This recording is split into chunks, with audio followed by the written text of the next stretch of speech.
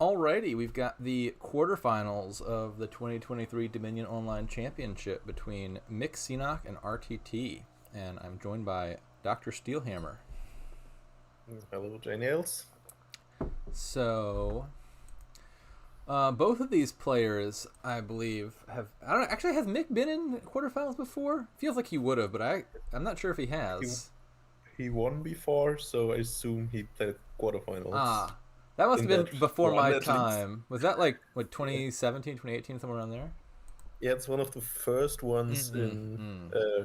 on this client. I think Okay. he won. I think the first one, actually. Yeah. I think he might Um, not have been in quarterfinals since then, because I don't think he's been in the top eight any time that I've been around. Although he's always been a contender. Meanwhile, RTT seems to make quarterfinals seemingly every year. quite regularly. Yeah, Yeah, for sure. pretty consistent But streak. he hasn't won, though, I That don't is think. that is true. So, Or actually, maybe has he? No, he was in finals in 2020 versus Freaky. I want to say.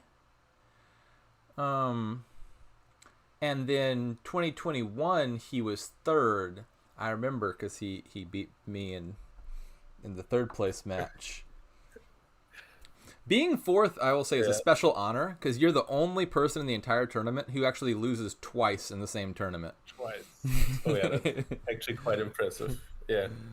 Yeah. So, this could be the fate for one of them here. Yeah, and then RTT also faced you this year, right? Just in the He last did. match, yeah. So both of us have Yeah. been eliminated by RTT before. Limited by RTT, yes. Yeah, That's um yeah. So could but either root for Mick out of a sense of vengeance, or you say, well, it's better if RTT wins because that makes our losses look comparatively more benign if we lost to the person who would go on to win. yeah, Yeah, that's both approaches are fine, so yeah, I'm okay with yeah. either winner today. As long as our But commentary is biased in some direction.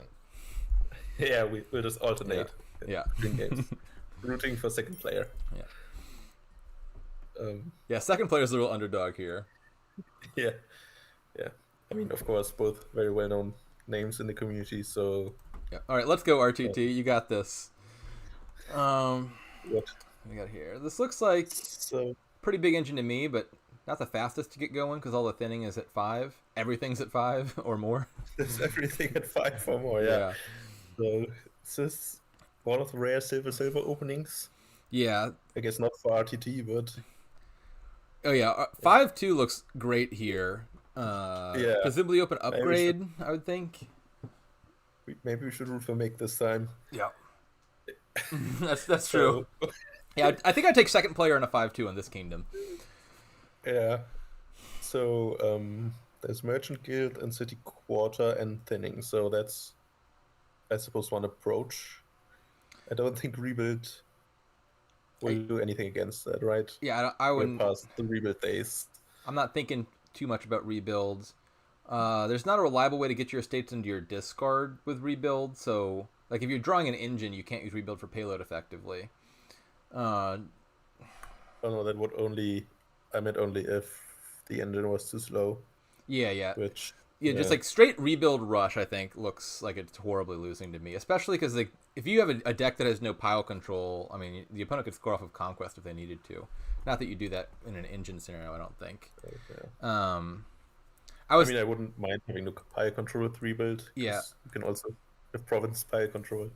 I was Oh, thinking that so if there was some way to discard your duchies, like a discard for benefit card, maybe there's a scenario where you add a rebuild and then you rebuild duchy into province and oh, grave rob the duchy back, and that could be like a decent payload. But I'm not seeing the card that would make that work effectively here. no. Yeah, the Merchant Guild payload looks stronger if going for an engine. Yeah, So that would mean an upgrade start, yeah. I think I would say. upgrade looks the best to me. The other fives that you might consider opening with would be like archive or mine, but both of those seem worse just because you're not too likely to hit 5 off of either of them. Um, Yeah. The archive can't draw an upgrade if you open it, so yeah. yeah. That's, and mine. I mean, if you could upgrade silvers into anything nice, I would consider mine Yeah, as opening maybe. yeah, I But agree. If they're a good 4, then mine might be a little bit more reasonable. yeah, I mean, like upgrade the state into silver is also not the happiest upgrade ever, but probably. Yeah. I mean, RTT is thinking, so there seem to be alternatives. Yeah. You consider this? It's upgrade, silver.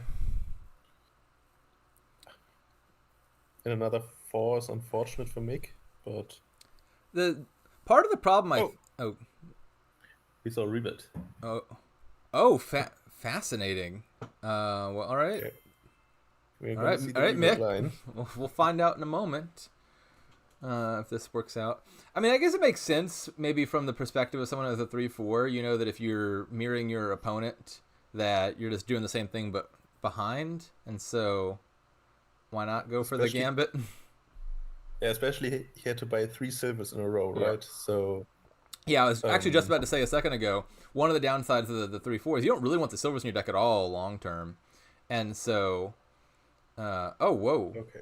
RTT is just playing Conquest big money. Fascinating. This is not at all what I expected. Okay. Yeah, so no attacks, so maybe it's too slow, the energy thing. Yeah. Like the one thing that slightly sets back the engine is just you got to hit 5 to do anything of value, and so it's a little bit slow to get going. I would say probably the biggest drawback. Yes, too slow and nothing to stop your opponent. So we'll see Conquest money versus rebuild. Yeah. That's Do you know what DVX was referring to with his disapproval? Was it the rebuild? My guess is Mick said U2 and Donald X immediately said no. So Donald X must not approve of RTT having good luck in this kingdom. Okay. Yeah. Or not having fun. Donald X hates the second player. Right. Okay. That doesn't sound plausible to me. Sounds like some revisionist history. Yeah, I wish you would like to rebuild this kingdom. So, yeah, they're also playing very fast with 27 to 22 VP. Yeah. Well, given their strategies, there's not a whole lot of decision points to think about here. Is Mick in voice chat? Oh. Yeah, okay, that's... Maybe Mick didn't realize there was going to be an Artheum. Oh, maybe I misinterpreted that comment. Yeah, I think it was kind of a slide. I don't know what we did wrong, but... so we have 2 rebuilds in hand here. Is that the end of the game? Is there Duchy in mixed deck? There has to be, right? I would presume so, province, given the number of points that he's got. 4 duchies and 4 provinces and a duchy. So this should be a guaranteed win. Name province once, and then don't name province. Oh, is there an estate in his deck still somehow? Name estate is wrong. You need to remodel the duchy. Rebuild the duchy. Otherwise, you're not... Surely it's RTT with the estate, right? Just given the point counts. Yep. Yeah, it has to. I think so. True. Yeah, this looks like a pretty trivial win. I mean, it would have to mean that Mick has 3 estates in his deck, and that is not plausible. Even though they played with 2-point speed, 2x. Maybe Mick is just taking a moment to just like bask in the victory. Yep.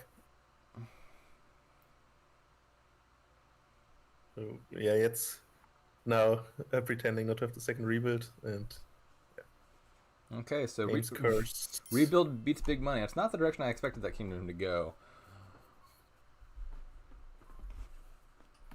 So, yeah. That was a quick one. Yeah. Some matches wouldn't even have started by this time, and they did take a moment to think at the end there, just not at the point in the game you'd expect them to be thinking for a long time. So already the second one. Who double trade? Okay. I've never seen that one before. So Crossroads comes with a silver. Alchemist comes with, you get to play it immediately, which is pretty good. I wonder if it's enough to justify getting an Alchemist here. It's non-terminal Yeah. draw, so that's something. Yeah, and the village is Crossroads. Crossroads is a village, as is Scepter is a village. Oh, Scepter. Yeah, that allows you to play a bunch of bridges, right? So Yeah. you want to draw here. Scepter, awkward with Tactician if you wanted to play with that. Scepter Tactician actually can be really good if there's a Way in the Kingdom where you can play the Tactician as like Way of the Worm or something, and then you play all your treasures, and you use your last Scepter to play the Tactician in the buy phase. Can work, but that's not an option here. No, that's not an option here. A Tactician had a similar fate to Rebuild, right? Where it used to be a very good card, but kind of not as popular anymore, I would say. Or not as good anymore with all the power you can have these days. Groom Gear looks good. How would you open here? Gear feels pretty Tactician automatic, I would think, on 3. And yeah, I think Groom Gear seems like the only thing that sticks out to me after thinking about it. Potion is the other option I guess I would consider. Yeah, gaining a potion with Groom is kind of not great. Yeah, I don't think you want the silver very much. Yeah, you already get one with Crossroads, so yeah. Hitting 3 potion is great in the opening thing. The thing that makes me like RTTs open more a bit is, especially with like the Hasty Alchemist, I feel like you get stuck in this little loop of you draw your potion, you buy another Alchemist over and over and over, and then if you have no gains in your deck, then you're kind of stuck just buying one Alchemist per turn and it goes nowhere, or else you got to take a turn off to buy the gainer anyway. So if you add a gainer to your deck like Groom or plus buy like Bridge, and then the potion, you can buy your Alchemist per turn and also be doing something else to improve the payload of your deck while you do it. Yeah, without the thinning, I think you probably find a turn to add either one a little bit later because you're not getting everything you want every turn. Yep. So...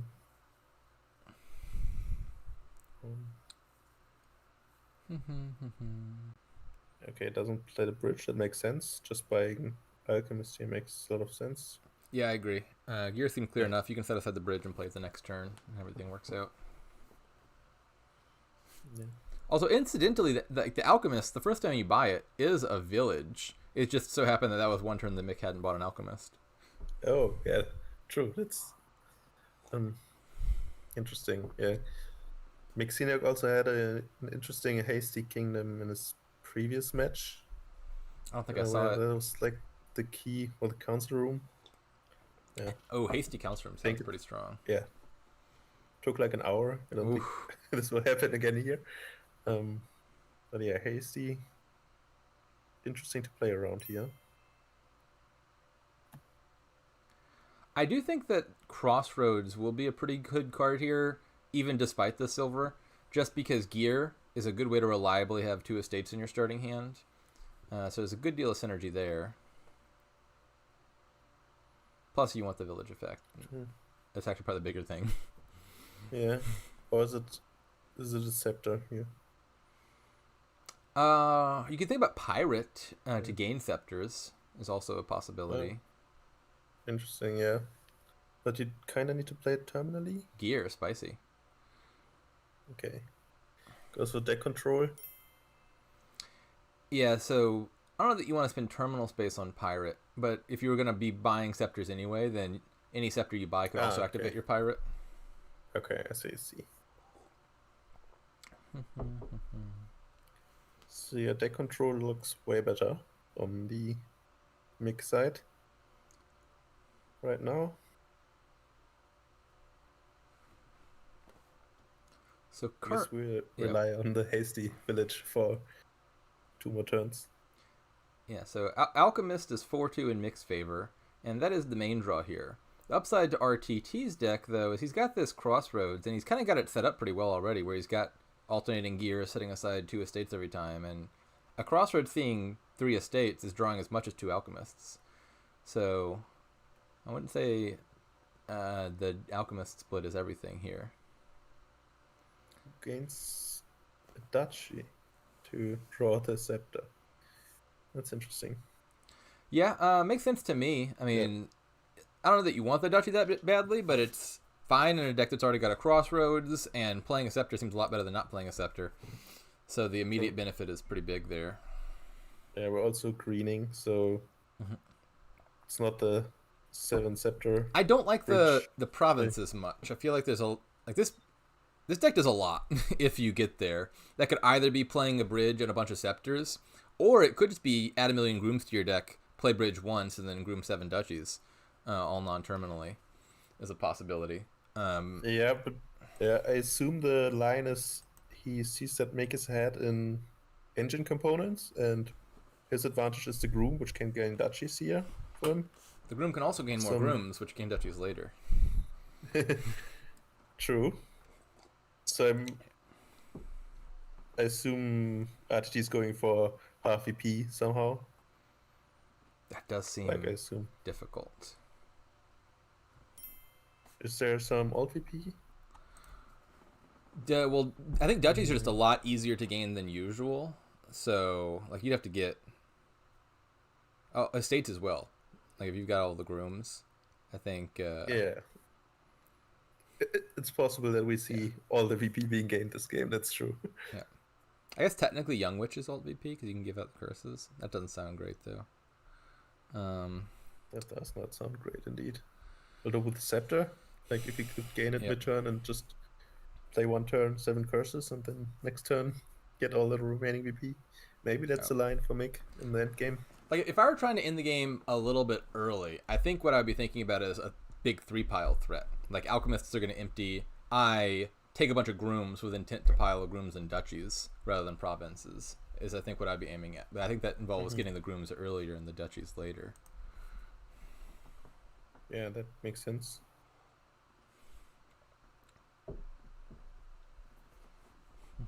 Okay, so Mick is drawing deck fairly effortlessly, I would say. No? Yeah. Around this time, you could consider getting a second crossroads. Because I mean, first off, it's draw. Like the second crossroads, you can always play for terminal draw, but it also means you never have a scenario where you bottom deck the crossroads and then you're in a really bad spot. Yeah, that's true. I think if that wasn't a rich crossroads, I think that would have happened. Yeah, quite a while ago. The silver is a decently large downside. Mick doesn't have a groom at all. It's possible he just doesn't plan on it and just is going all in on the bridge scepter thing, which is pretty reasonable too.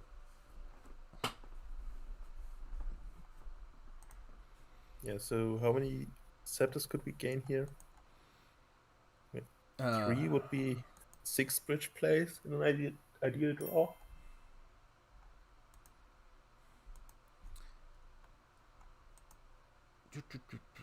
Something that would also be nice would be a second, especially for mixed deck that isn't heavy on terminals. Like a second gear is going to make your deck extremely reliable. Set aside all 3 estates and like a copper or something.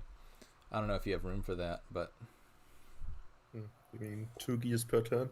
yeah, exactly. Yeah. So yeah, a second gear per turn. He does have 2 gears already. Yeah, especially for the second crossroads with the estates, that would be nice if the time would allow it. Which exactly. I guess that's the key question. Right. If you could take a free gear, then you do it in a heartbeat. The downside is you're passing up on a payload gain, like an extra scepter, and Mick takes the greedier line, which is 3 scepters. I don't actually know offhand how likely he is to draw his deck, but it seems like he has enough confidence in himself. He did. Did he just add an alchemist? Yeah, so he does have one more alchemist than he did the last turn. Yep. That's 6-4. We see the 4 alchemists on RTT's side.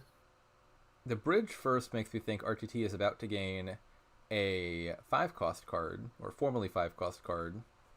I don't know if that's Scepter. Right. Scepter comes also with the silver. Yeah, the silver is a downside, but Scepter is like the card you'd most want right now. Could be a pirate as well, would be an option, and then you just trigger it by buying a Scepter. It's a little bit slower. So no other grooms gained so far. I don't think this wins here. Just for your green. Just take all the points. Also, duchy over groom, interestingly. Does RTT have 2 crossroads already? Yeah, he does. Okay. Yeah. So at 39 VP, I think the Young Witch would be required fairly soon. Yeah, that looks like a pretty good turn for RTT. I'd say he's pretty heavily favored to win at this point. I do. Second thought, the duchy makes a lot of sense. I assume Mick will get the remaining duchies this turn. Because you can't really leave them. Yeah, for RTT. I didn't really count it out there to see how many points Mixed Step can score. He had 3 scepters and he had 2 before. Is that right? Or 3 before? Yeah, I think he has 5.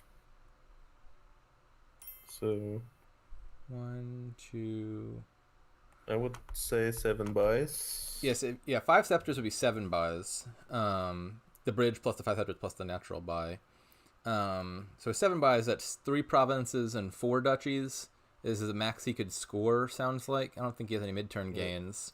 So that's 30 points. To win.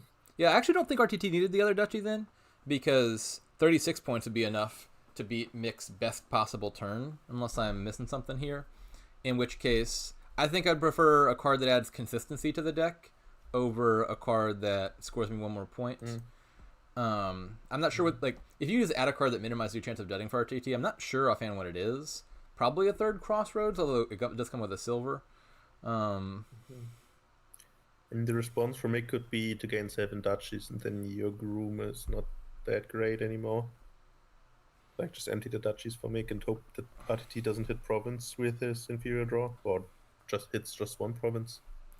Well, so if Mick gains all the duchies, then you just have to hit 2 scepters to win. Oh, that's true. Yeah, that's probably fairly easy, right? I would probably. I mean, it's probably 10, right? It's if you get the bridge into groom sequence, then you would probably win anyway here on RTT's turn, I think. Yeah, maybe you just add a 2nd bridge to reduce the chance that you bottom deck it, if that is an important card in a lot of these lines. Yeah, could be. But yeah, I think his spot looks pretty good regardless. But yeah, the duchy certainly was not like a game-losing mistake or anything. It was like maybe slightly suboptimal. Yeah. Oh, no crossroads play here, so we're stopping. Interesting. I guess setting up the next turn is also well. So the bottom cards for Mick have an estate, 2 coppers, and I don't know what the last card. Oh, the last card's a scepter. So yeah, if he played crossroads start. Yeah, if he played the crossroads, then there was a chance that he could draw into 1 more scepter, which would be a pretty decent upside. Setting it aside guarantees a nice, fairly nice next turn, because you have a crossroads and a lot of green cards coming up. So do we see the young witch for the scepter shenanigans, or just a bunch of duchies? Or just all the duchies, yes. Okay. Well, let's see if RTT can gain 2 scepters in 1 turn. That doesn't seem like a tall ask. I think, honestly, like, lowering province there was a little bit safer than lowering the duchy. Because you take 1 province, now your opponent's got to take 2 provinces to win, which is a little bit harder than taking 2 duchies. Mick? What the province would have been enough, right? 45 to 21? Yeah. Oh, it would have been a half BP. I guess that would explain it, yeah. Yeah. he had kind of dudded there. Yeah. But I mean, the province started, right? Was it 8 money in hand? I didn't even notice. Yeah, it was 8 money in hand. That's probably enough to win. Yeah, it needed the young witch empty the curses into your opponent's deck. Yeah, Mick had the same logic.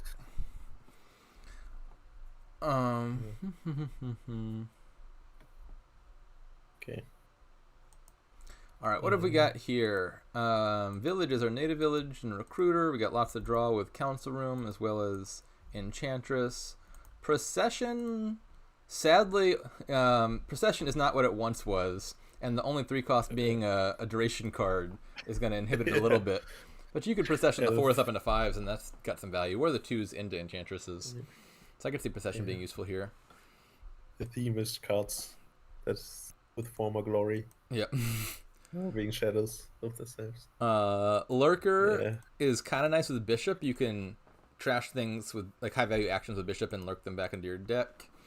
Procession Lurker is also kind of nice. You guarantee that you get to gain a card and you get a 3 off of it. How would you open here? Sure. I think Enchantress. Enchantress for sure. Poacher is the first thing that comes out. Yeah, comes to my mind. Cut per Silver also sounds good. I think those are the two things I'd be thinking about. Yeah, I'm partial to opening with action cards here. If your opponent, like the Poacher over Silver. You could make an argument for opening double terminal here on the account of, well, first your opponent might play an Enchantress and then resolve any terminal collision for you. And then the moment you got a Recruiter in your deck, 2 terminals is not much of a problem. So like True. Cut per Enchantress also actually seems like a pretty reasonable line. Yeah. Problem is, if you then have terminal collision, do you hit 5 still? Yeah. And if you don't, that's kind. Yeah, the downside case is drawing both of them.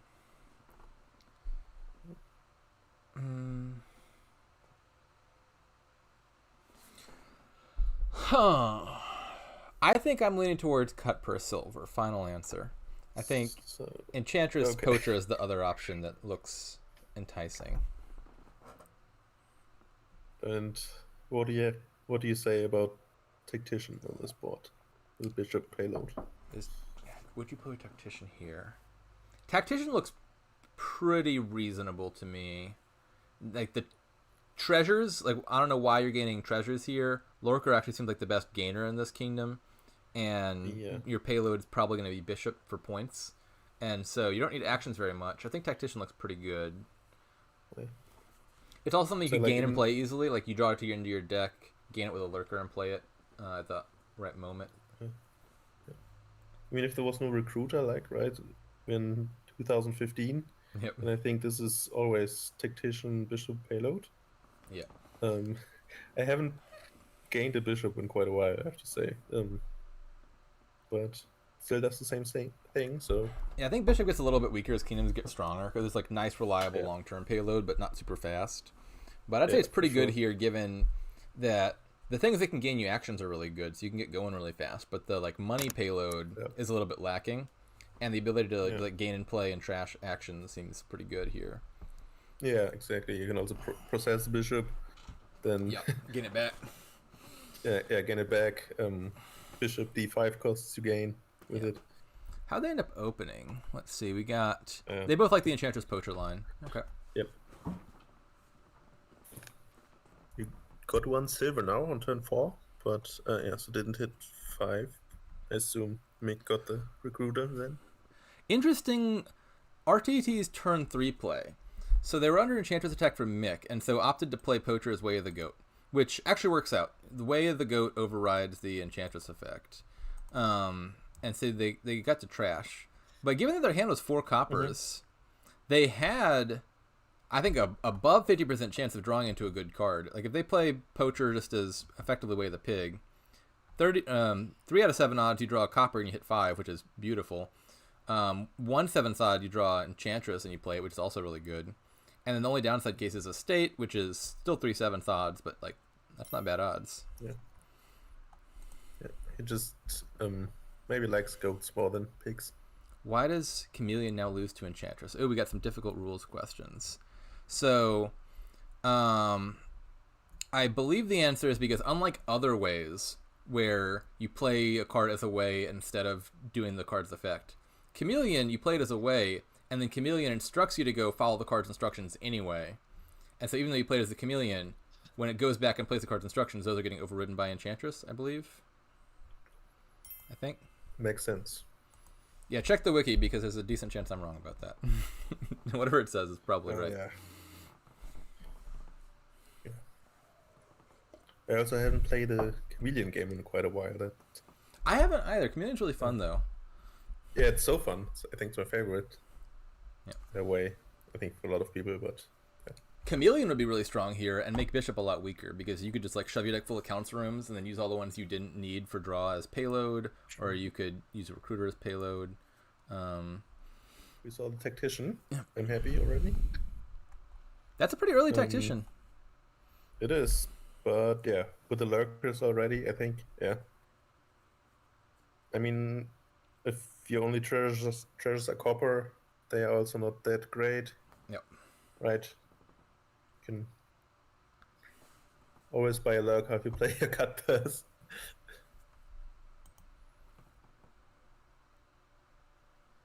Where does Sparkle Pig Yeah, come good from? enough. The pig does not appear to be sparkling, does it? I know that the Enchantress Pig is labeled as Sparkle Pig in the Discord emojis. I'm not sure where that originated, and now I'm questioning it. Have you looked in his eyes? Or in her eyes? Maybe they are sparkling. Anything but staring into the void.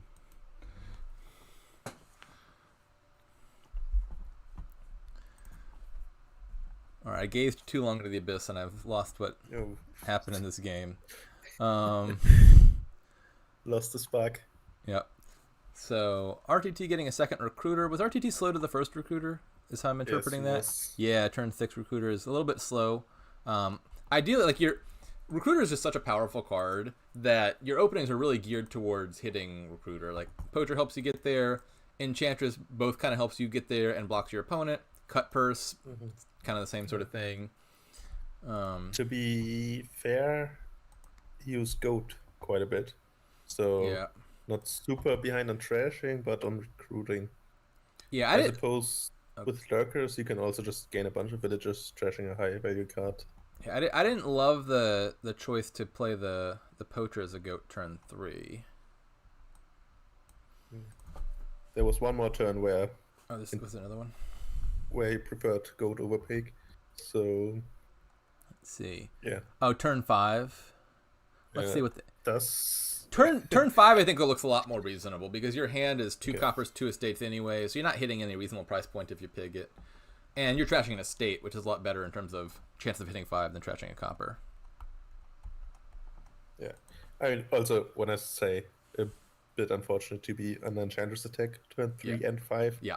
That's a good sequence for Mick there. Yeah, that's also true. Like, you can infer from RTT being under attack turn 3 and 5 that Mick was finding his Enchantress at the top of every shuffle, which is where you'll want to find your duration cards. Yeah, so our underdog player 2 so far.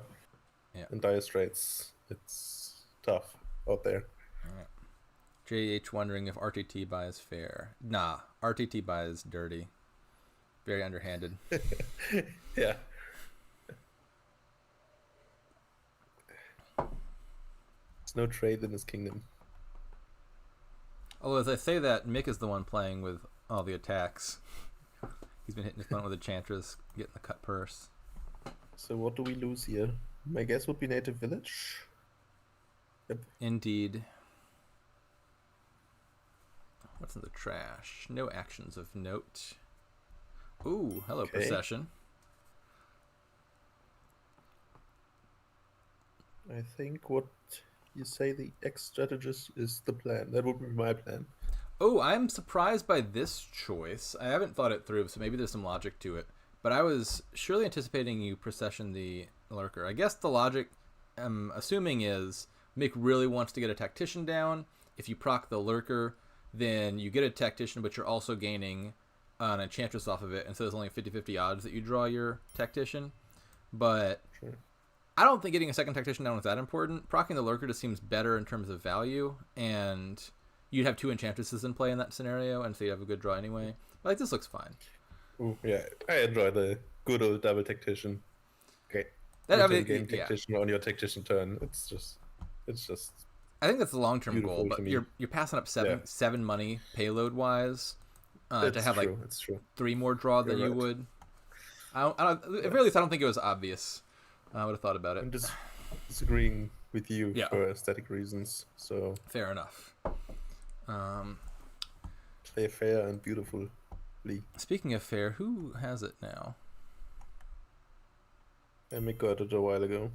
Oh, I see. The thing RTT is going from is that 3 coppers are not trash and Mick has 7 in deck in his double tactician deck, which not great, but manageable. I suppose I would start trashing a copper to bishop this turn. And I guess the thing you have to think about is what are you processioning? Because like if you're processioning the bishop, bishop. then yeah. Trash 2 coppers though. Yeah. And gain the lurker. Gain the bishop back with a lurker. That would be. Are there enough actions here to play everything? Maybe the cut purse is going as well.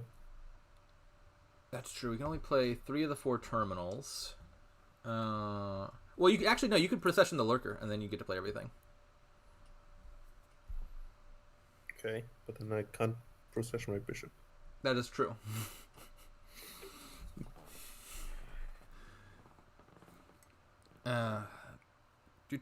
So what do those lines look like?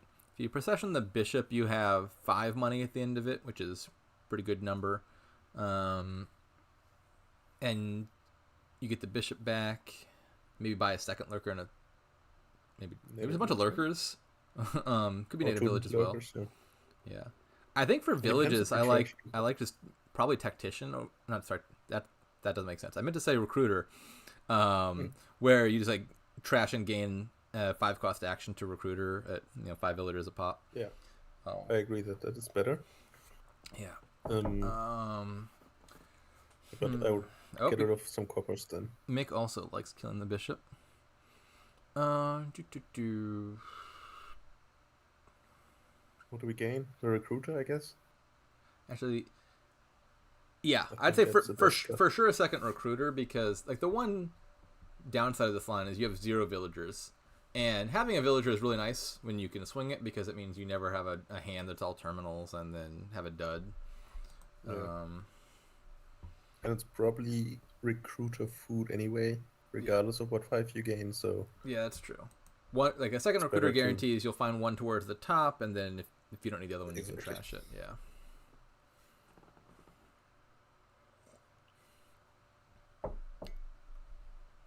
So yeah, RTT's prospects here, not great, I would say. There's a tactician coming in. But intriguing. I just kind of want to buy more lurkers. I feel like they're really useful here. What did we?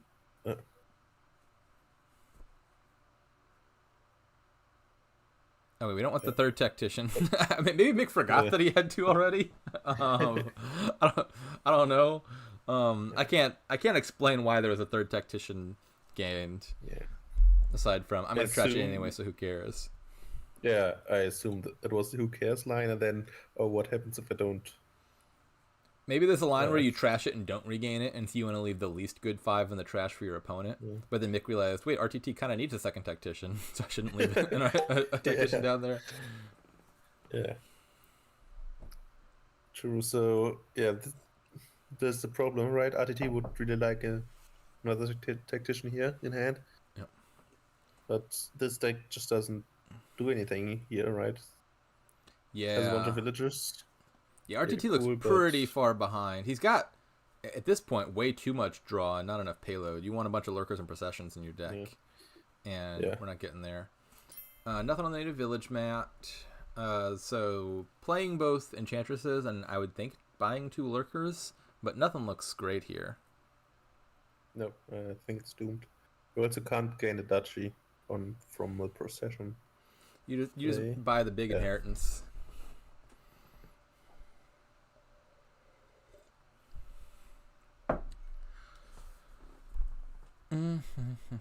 Yeah, this spot looks pretty bad for RTT. As far as just no way, right? Yeah. As far as resigning goes, like this kingdom does look a little bit swingy. Like you get some crazy procession line, you sneak out a win. On the flip side, though, you're really likely to dud in this kingdom as well. Like you can't pray for Mick having a bad hand when their hand is going to be like 12 cards big at the start of the game, or start of the turn rather. Yeah. Okay. I think that was a pretty good line from RTT. Yeah. Found the best line for sure. Yeah. Wait, draw your deck once and then evaluate. Okay, this is so 1-1. Game 3.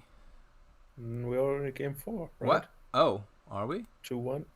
Oh yeah. The rebuild. I forgot about the rebuild one. Okay, so 2-1 for Mick. Yep. That's right. So 5-2 looks. First player won. Oh, never mind. I was about to say 2-5 looks really good, but Cathedral exists. I'm not sure that's true actually. Yeah. It still looks pretty good. Lackey's Yeah. enlarge might be good enough to not care about the Cathedral as much. Would I rather a 2-5 or a 3-4 here? I don't know. It's close. Is there enough draw for this to be really explosive? Probably, right? You don't need that much. Yeah, you'll get thin fast. Lackey's is not a lot of draw, but it's enough. And you can crown them. And then you play a bunch of Horns of Plenty, and then you win. Something like that. Yeah. So, loot seems not that interesting here. Agreed. That's too much. Interesting. Yeah, This is, I think, a rare kingdom where I want Cutthroat mainly for the discard attack, because especially with Enlarge and Cathedral around, a discard attack is going to hurt quite a lot.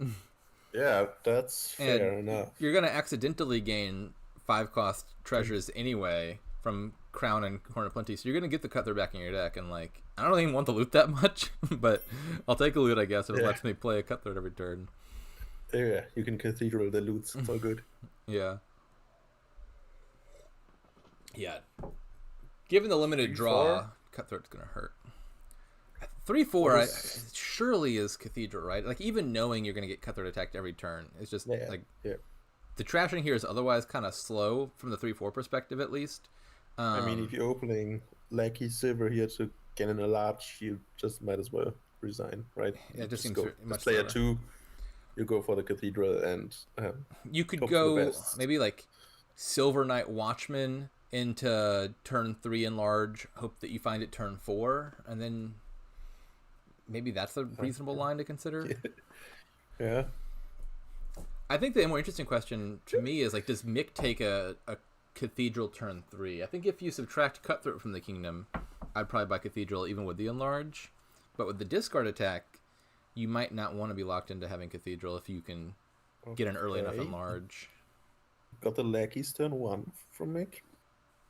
Yeah, that seemed pretty automatic. Does it? I thought we'd open Cathedral. Oh, never mind. I forgot which person was 5-2. Ignore me. Oh, yeah. Lackey's Sacrifice. Yeah. Intriguing. Sacrifice is kind of slow. Yeah. I'm not a fan. RTT looks way ahead already. They found the Enlarge turn 3, which means you get to play it twice before you shuffle, and the Enlarge are going back in your deck. They didn't get to trash in a state, which would be the ideal line, but like, this is more than enough. To be fair, playing with a 2-card hand here is pretty annoying if your draw is only +2, but I think if you're not going for Cathedral, then I would think it's Silver Knight Watchman is the line. Or they didn't have 4-3, did they? No, 3-4. Yeah, on a 4-3 you could think about Sacrifice Knight Watchman actually be really nice. No, that doesn't hit 5. Ignore me. Improved Night Watchman, final answer. That's slightly better than Silver. Improved Night Watchman, you could turn the Improve into a Sacrifice if you feel like it.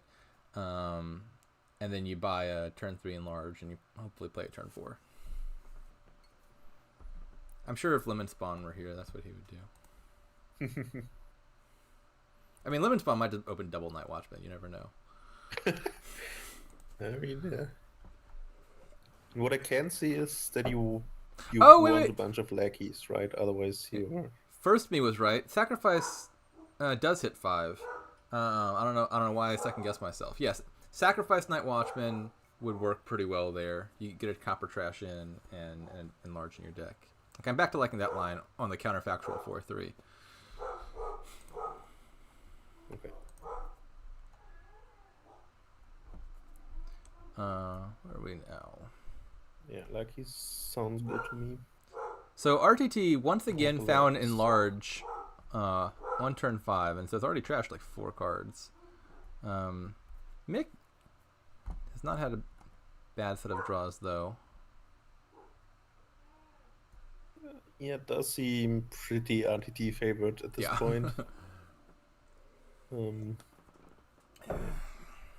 so we skip the cutthroat for the Horn of Plenty first. So I guess the discard attack becomes less interesting if your opponent doesn't have Cathedral. Yeah. That's the flip side of that. Yeah, less of an urgent need to get it up early. I mean, you might still see the cutthroat attack because it does matter with limited draw. But maybe you add it a little bit later. You can't gain grand markets these days, right? With You can. You can? Okay. I'm a bit confused on the gain and buy limitations. Yeah, Grand Market did not change. Yeah. I'm actually not sure why. But yeah, Grand Market is still a one buy effect. So what should Grand Market say? You can't gain this card from buying this if you have any coppers in play. You can't gain this in the buy phase. Oh yeah, if it were like that, then Horn of Plenty wouldn't work. There was one thing, like the Hermit thing in Mixed recent game was like that, right? Hermit did change. Playing supplies means you can't get a Madman that turn. Yeah, Hermit got a little bit, actually a lot sadder as far as activation goes.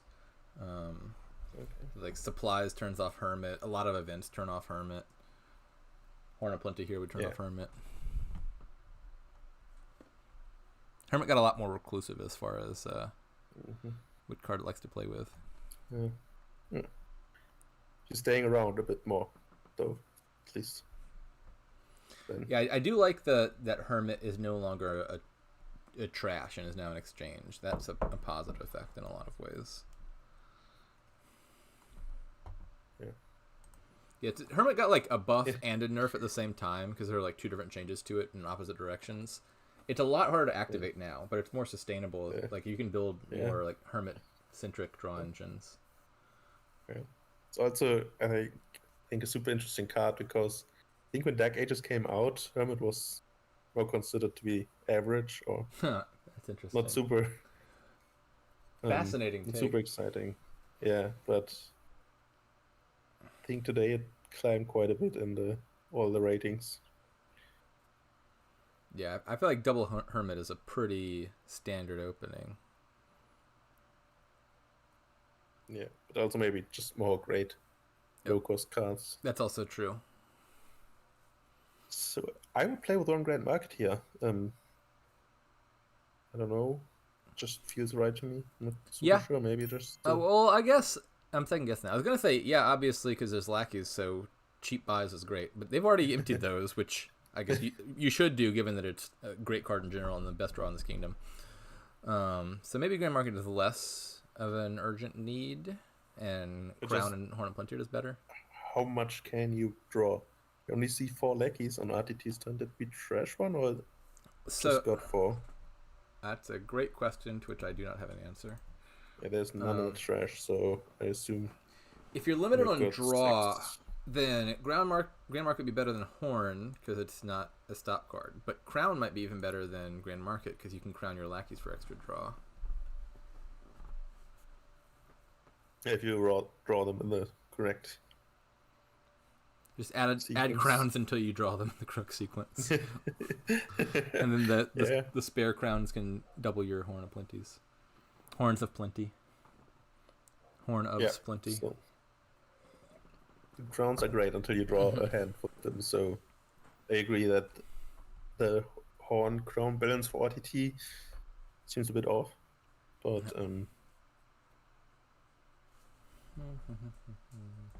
so Horn can still double gain, right? Yeah, no problem. Sacrifice has been sacrificed. I feel like that hand we got a crown from it. Crown, yeah, okay. Which is basically going to be another Horn here.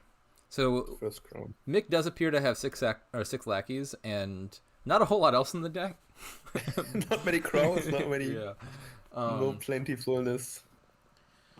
Yeah. I was about to say, I think your average kingdom, with that starting hand as Mick of lackeys, sacrifice, and 2 coppers, you would sacrifice the lackeys for a village and a draw, and then play the other lackeys. But in this kingdom, Lackeys is like a good card. Like just +2 cards here is a really good effect, and there's no other draw cards. Whereas usually Lackeys is like you buy it for the villagers, and then if you can trash it for benefit, then certainly do that. But Right, here I don't want to lose them. Yeah, but a fair point. Only one farming village, so it's gonna be tough with the villagers fairly soon. Yeah, Crown helps a bit, of course. yeah, very soon. Given that, I think you just add 2 more crowns. Is my intuition. And then And I don't know if you the buy Night here. Watchman. Night Watchman's a reasonable. Is that better than nothing? Yeah, the infamous nothing test has to be applied. Like improve sounds like it would be good if we weren't over terminaled. The Night Watchman buy seems a lot more reasonable if you just bought 2 crowns that you both want to see on top. I feel like True. 2 crown Night Watchman sounds pretty good. You top deck 2 crowns, and then that could be really bad in some situations. But given that your deck is like 50% lackeys, all I have to do is find 1 lackeys, and then that's a pretty good starting hand. What about a sneaky cathedral though?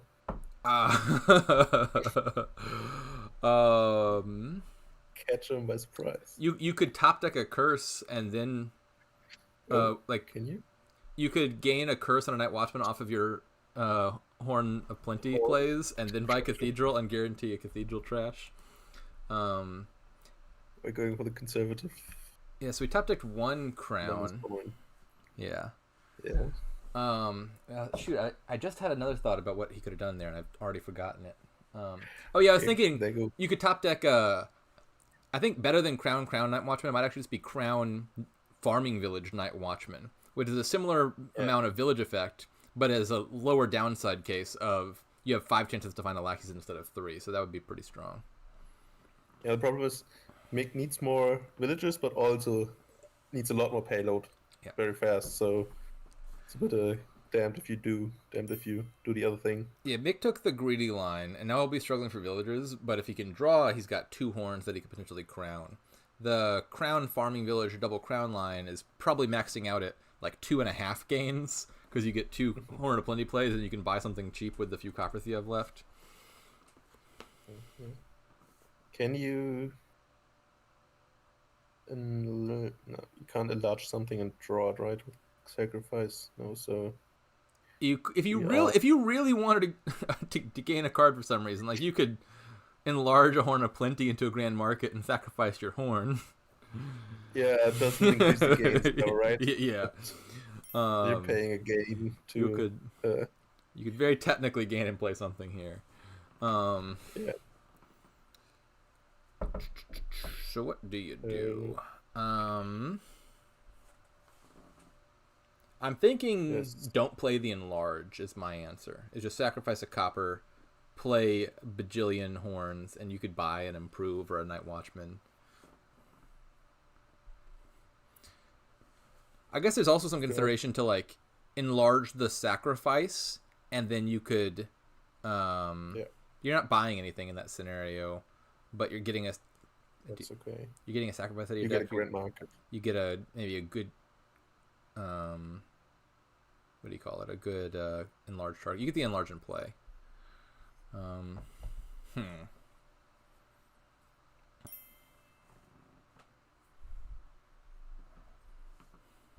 Oh, we what? That confuses me a little bit. I mean, a lot bit, very much so. There are some sad duration enlargements, right? So the 2 lines that jump out to me is if you sacrifice a copper, you're also getting a bad card of your deck, but now you have 3 money, so you could buy a Night Watchman and just stack your starting hand, which sounds better than not doing that. And then your Night Watchman is a good target for your enlarge next turn. So I like that line a lot. The alternative would just be enlarge the sacrifice. You get 1 extra 5/6 cost gain. You get an enlarge and play. You can guarantee a good enlarge target with your Night Watchman, gain a Horn of Plenty mid-turn, and that goes well. Feels like you could have done something more productive than just killing an enlarge for no reason and not buying anything. He does look well enough ahead that this will probably be plenty winning as well. Yeah. But also, given that you're so far ahead, a Night Watchman line seems pretty good here. in just like, please don't dud and I'll win as long as I don't dud. Yeah, maybe we'll gain one with the horns. Do we have? Oh, we have some unresolved horn plays here. No, we don't. That was the last one. It was the last one, Yeah. So. Well, this is a unreasonably good starting hand. You know which one you're talking about. Let's see if Mick will find the village in the next 4 cards.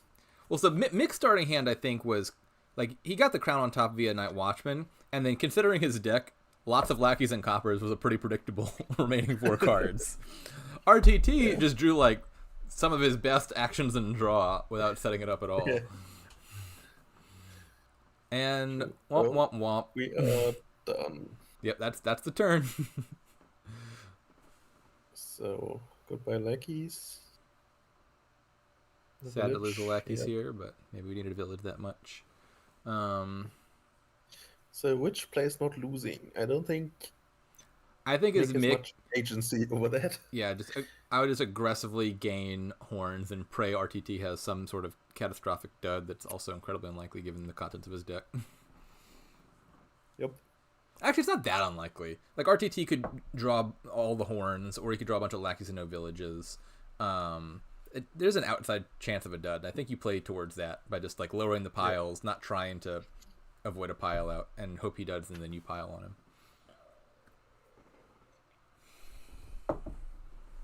Yeah. The question is, does Mick's deck even do that next turn? Well, now I'm thinking about it. There aren't any villages in those bottom 5 cards, are there? There's one. Is one? I think got one last turn, and... Oh, does he have a second one? I think he got one the last turn. Maybe I'm making things up, but... I think... No, he looks like he had a crown, a horn, and a Night Watchman. I think...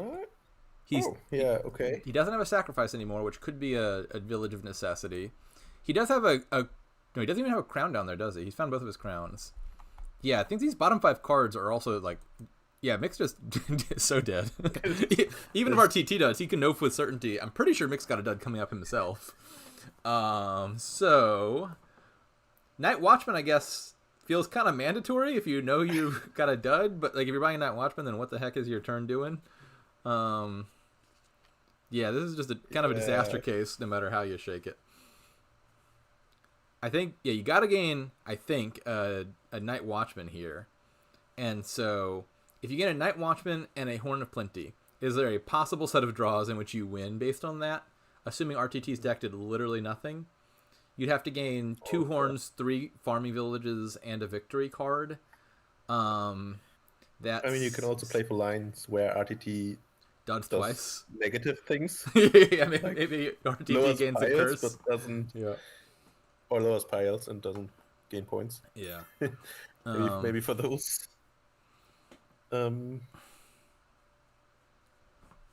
So, Mick does have 2 horns and 2 crowns.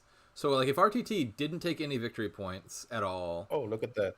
Look at that. We removed our dud and got the same amount of gains. Yep, this works out.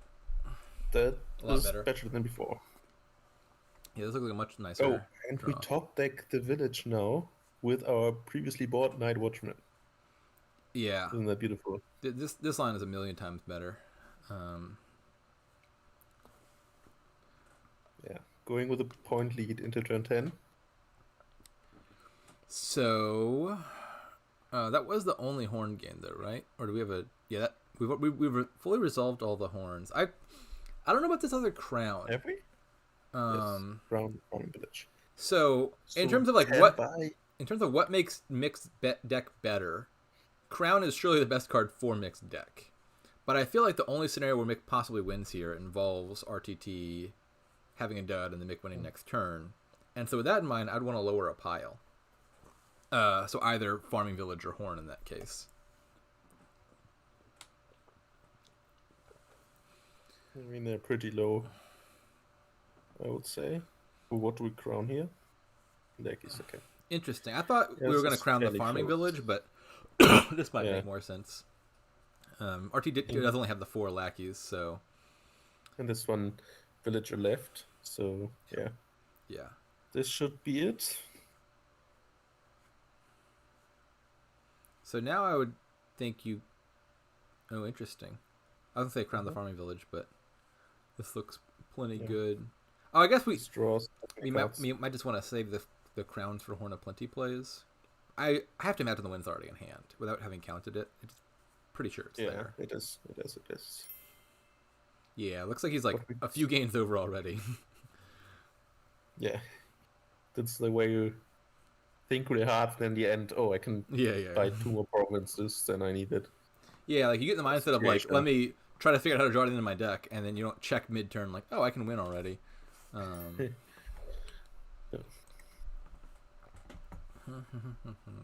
2 all. So yeah, 1 hour, 4 games down. Pretty swift. Indeed. Who said something about Cutthroat? Yeah, I think the don't Cutthroat ended up being less relevant with the Cathedral being skipped by both players. Ooh, hasty. Ooh, I like having 4 coins, right? Hasty Necromancer sounds pretty good to me. If you had 4/3, coins?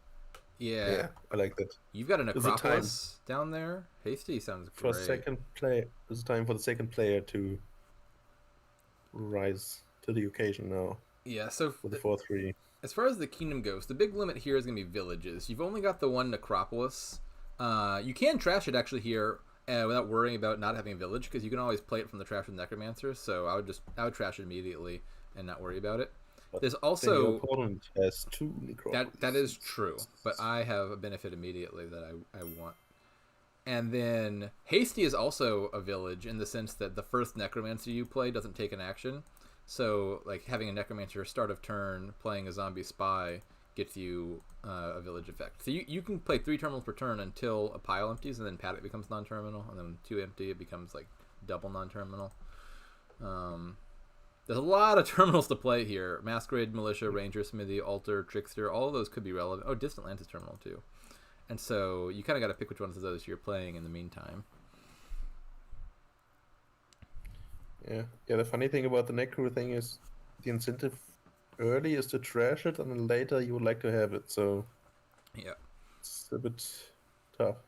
For me, I'm buying Necromancer turn 1, Zombie Apprenticing it on turn 2, and saying I'd rather have a $5 or $6 hand on turn 2 than I would rather deny my opponent Necromancer in the long term. And for RTT, there's not much to think about here, right? Yeah, you just buy the HD. Yeah, so like the theoretical downside of trashing your Necropolis. Necro is going to be really confusing in this kingdom because both Necromancer and Necropolis are very relevant cards to talk about. The theoretical downside to trashing your Necropolis is then your opponent can have 3 village effects to your 2 if they keep their Necropolis, and then play your Necropolis from the trash with their Necromancer, and now they can play 3 terminals, you can only play 2 terminals, and like, oh no, that's bad. But that means they had to keep around Necropolis, which in the short term is a junk card, whereas you got to get that out of your deck and get an immediate trash for benefit from it in the form of +3 cards turn 2. And that short-term boost, I think, outweighs the deny my opponent 3 terminal plays in a million years.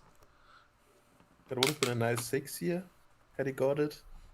Yeah, if you could draw 3 coppers there and hit 6, that'd be great. But RTT is apparently not good at drawing the right cards. Yeah. Trickster's first 5. Yeah, I don't think I like the Trickster's first 5 very much. Just given Masquerade's pretty strong trasher. Well, let me think about what I would buy instead before I say that. I feel like Paddock is better, probably. Just gets you to 6, and then you buy Altar. Or Figurine even is just like it's not terminal. Also helps you get to 6, and then you buy Altar. I don't know. Yeah, he's playing on the German client, and Trickster is Swindler, actually, in German. So. Oh, what is Swindler called? Swindler is called Trickster, basically. So I didn't know that. So you got like another minstrel bard scenario in your hands. Yeah, I don't know what Trickster is called actually then, but yeah, maybe he wanted the Swindler.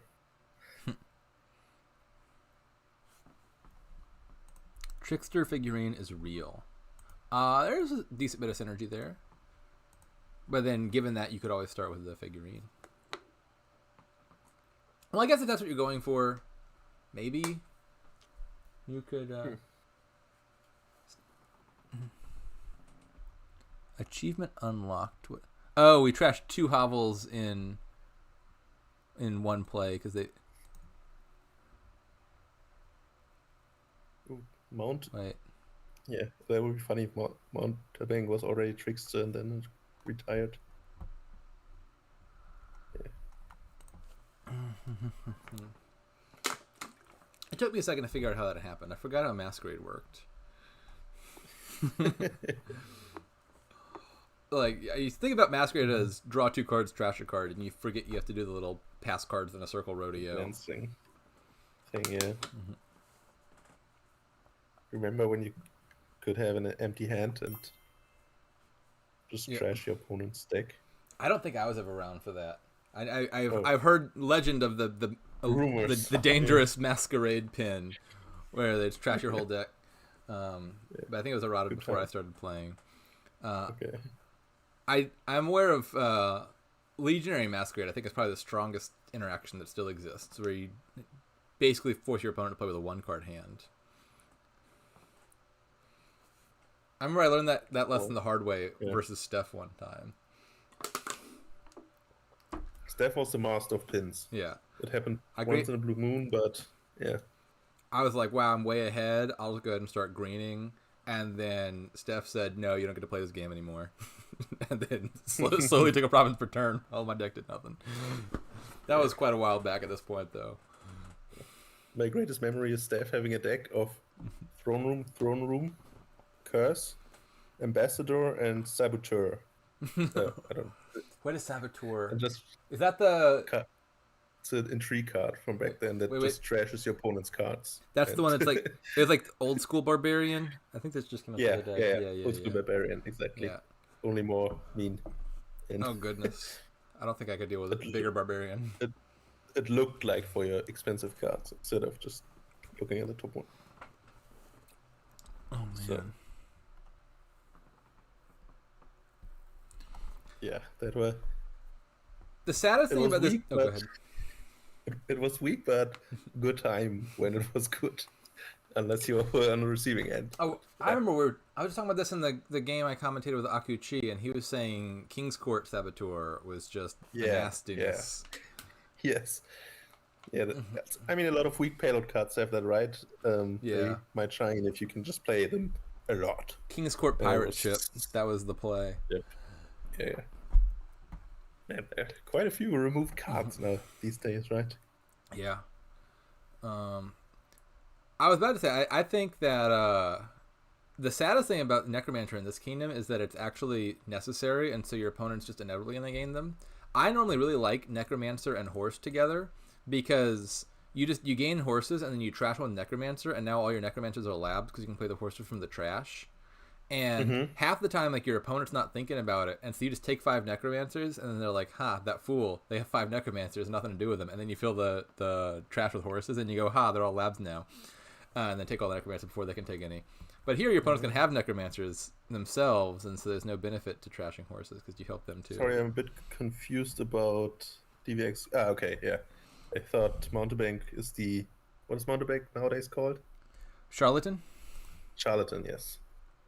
The Trickster used to be called Mountebank before the German publisher objected. Okay, yeah. Okay, let's go back to horses on Necromancers here. Oh, I think I'd probably run the horse there. I was going to say, trash all the horses with Necromancer is usually a pretty good play, because in theory it helps the opponent. Over, right? Yeah. For every Necromancer you play, you need to turn one over in the trash, right? Yeah. So if you have you played IRL? Necromancer? Have I played Necromancer in real life? No. In real life with horses? I've never in my life played with either Necromancer or a horse in the physical version. Yeah.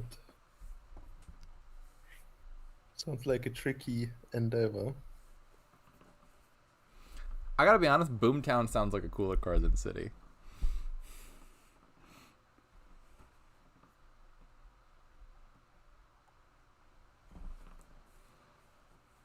Boomtown then come with it maybe in the new expansion?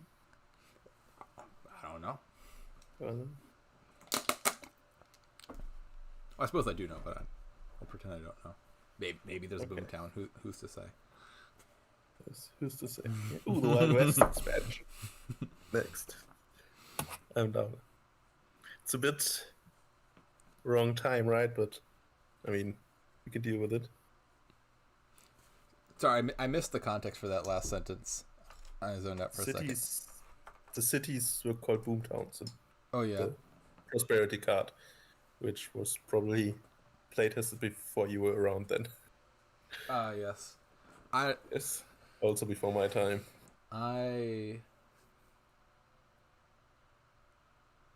Yeah, Prosperity had been an expansion for a very long time when I started. Yeah. I mean, I started post Dark Ages or Guilds. I don't know. I think Guilds. Wait, is City a Prosperity card? Yep. Ah. I don't know what expansion I would have put it in. Feels like an Adventures card to me. Yeah, could be. There's Lost Cities and Adventures. Oh, Lost City is... I don't know what set I thought Lost City was in. Dark Ages? No, it's too shiny, bright and shiny.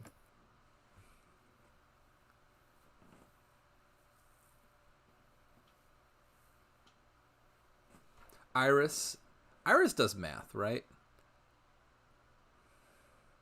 Pretty sure Iris does something math. I just noticed that they didn't forget to include the DX at the end of their sentence.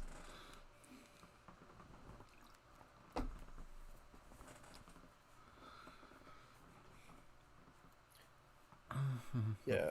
So, the game. Mick is drawing his deck. He has 3 Necros. Yes. 2 Necros, 3 actions. There's a horse in the trash. Yeah, it was used, so it should be turned over. Yep. Oh, it does have a neat animation, which I haven't seen yet, I don't think. So we've got the ability to play 3 terminals here. Can't empty a pile mid-turn effectively to make the paddock non-terminal. What would we do with it? So... Should empires have been called Rome?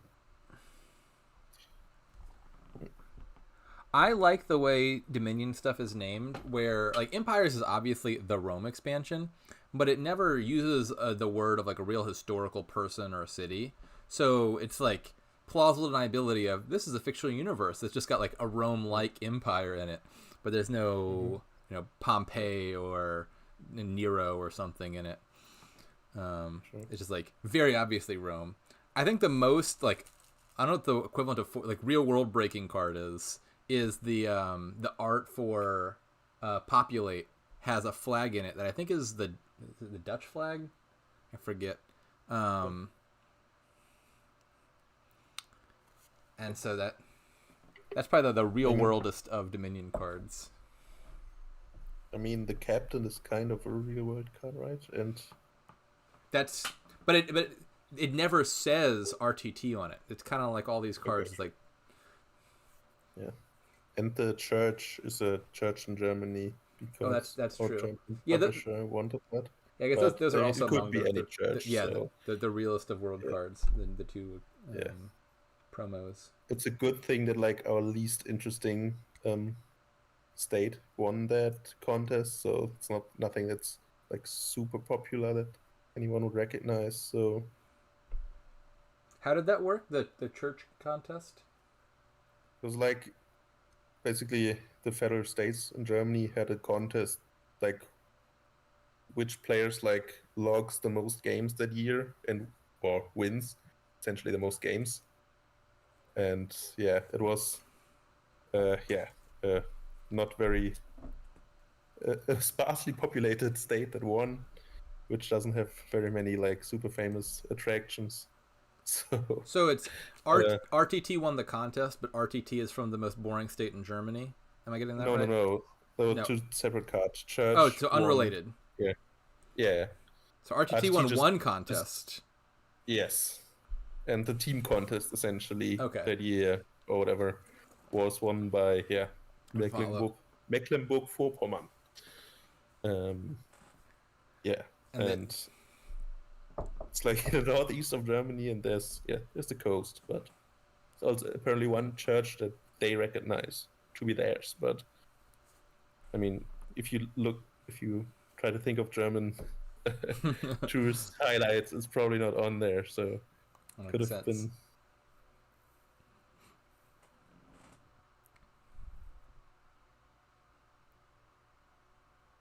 So yeah, it doesn't break the immersion, That makes I sense. think.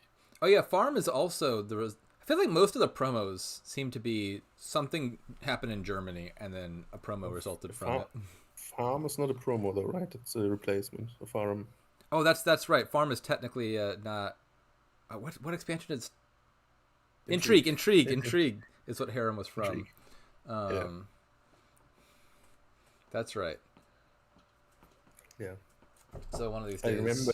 you were being shocked that Harem was kept for the second edition for Intrigue back in 16 or Yeah, whatever. it does seem like a natural But candidate for being replaced because it's kind of weak. The art's kind of ugly, and it's called Harem.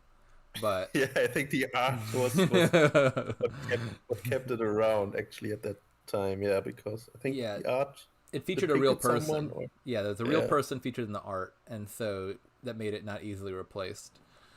yeah.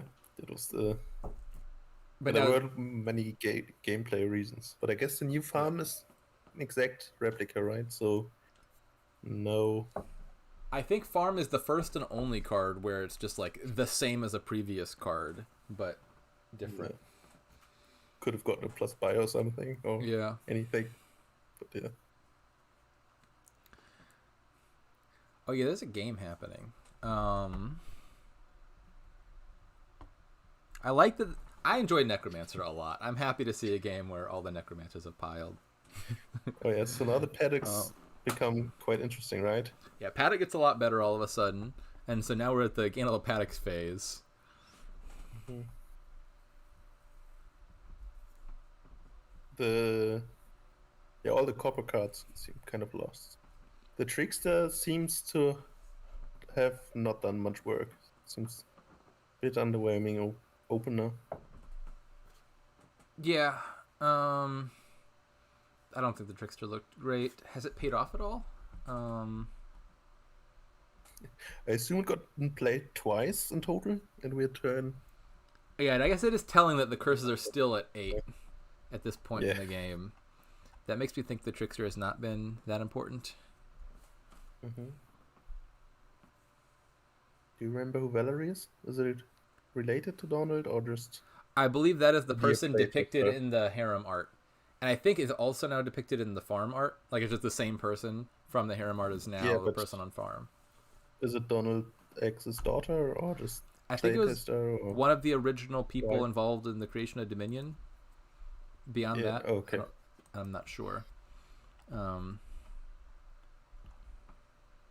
oh, I didn't know this fact. The person who was on Navigator art is now on the Berserk art. That is such a well. So Navigator's art was ugly as all get out. So I guess in some sense that's an upgrade in that you get to be on an art that is not as ugly. But as a card, I'd rather be Navigator than Berserker. Navigator's so pleasant and inoffensive if weak. Where Berserker, everyone's now gonna be mad at you, and Yeah. they're gonna see you in the supermarket and they'll be like, "You ruined all my Dominion games." Yeah. Would you have chosen Yeah. to be depicted in a harem? Versus Berserker, yeah, in a heartbeat. Not even close. Like Harem would be pretty low on the list of cards I'd want to be on, but Berserker is definitely lower. Okay, yeah, so you have some issues with Berserker. Yeah, Yeah. understandably. Not the most fun card.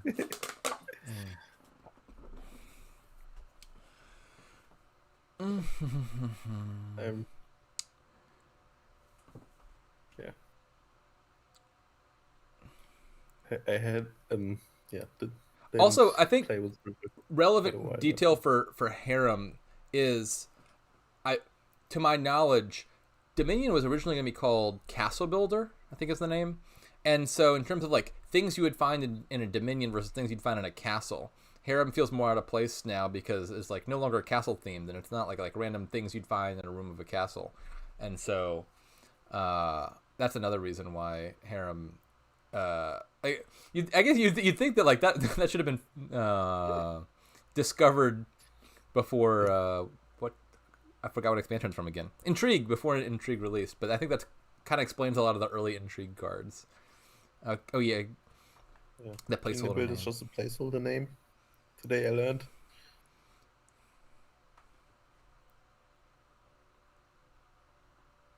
You know things are bad when on turn 9 you buy a silver. True. Oh, your trashing has gone well. It's also.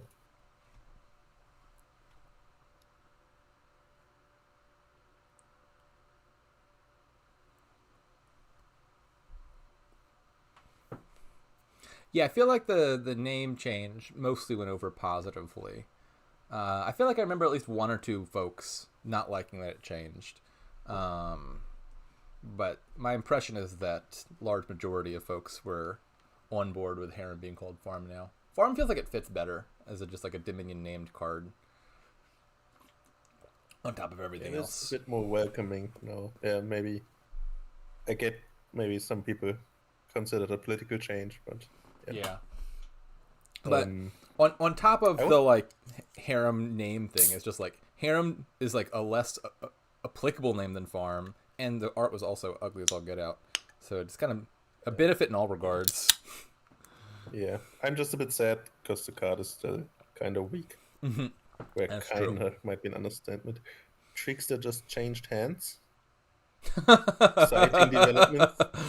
So the trickster is weak enough that it got exchanged for a curse and then trashed over copper.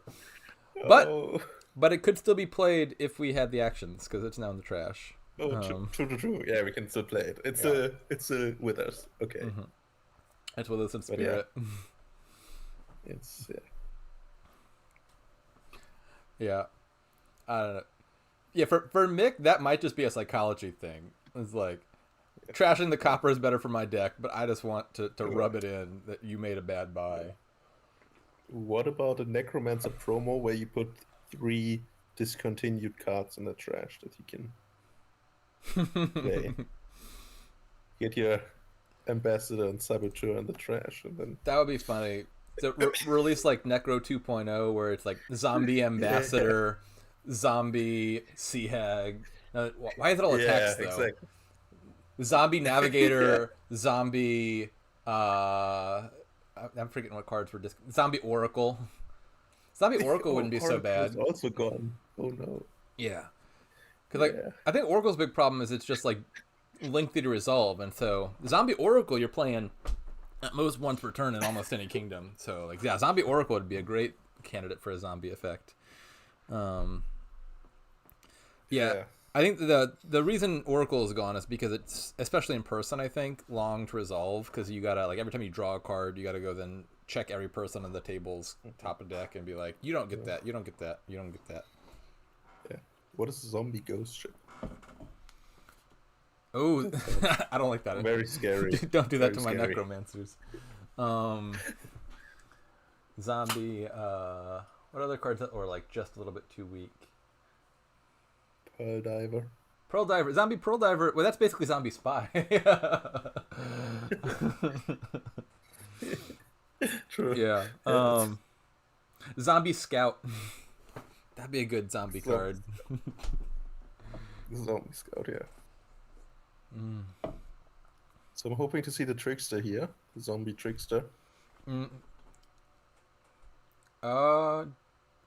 we have the terminals to play all that? No. Sad. Well, we just played as Smithy. I'm a little surprised by the... First, I forgot Smithy was in this kingdom. I didn't even notice that one got gained, let alone trashed. But I guess that's actually... Yeah, if you had a Paddock down there, Paddock is just such an important card at this point in the game that playing a Smithy to play your Paddock seems like is probably a good choice. I was gonna say that I was surprised that the Necromancer got played terminally, given that we had 2 other terminals we wanted to play. But yeah, drawing a paddock seems worth it. Okay, so that we're 2 paddocks away from having ample village effects. Indeed. I think you probably don't actually want to lower paddocks here. It's not clear to me. I guess you could take both of them and just say, I activated your paddocks, but now I have all the paddocks, and so that's worth it. 1 paddock is actually a really awkward number to leave it at, because your opponent could easily gain 1 paddock off of their altar and then activate their paddocks. But is RTT's deck even strong enough to make use of that at the moment? That's it a lost good its point. tricks there. Alright,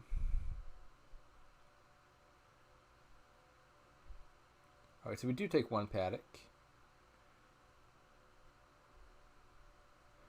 This feels like a good time to buy a province. You don't need a province at this point, but piles are low-ish, and hard to see how you lose aside from like a series of bad duds.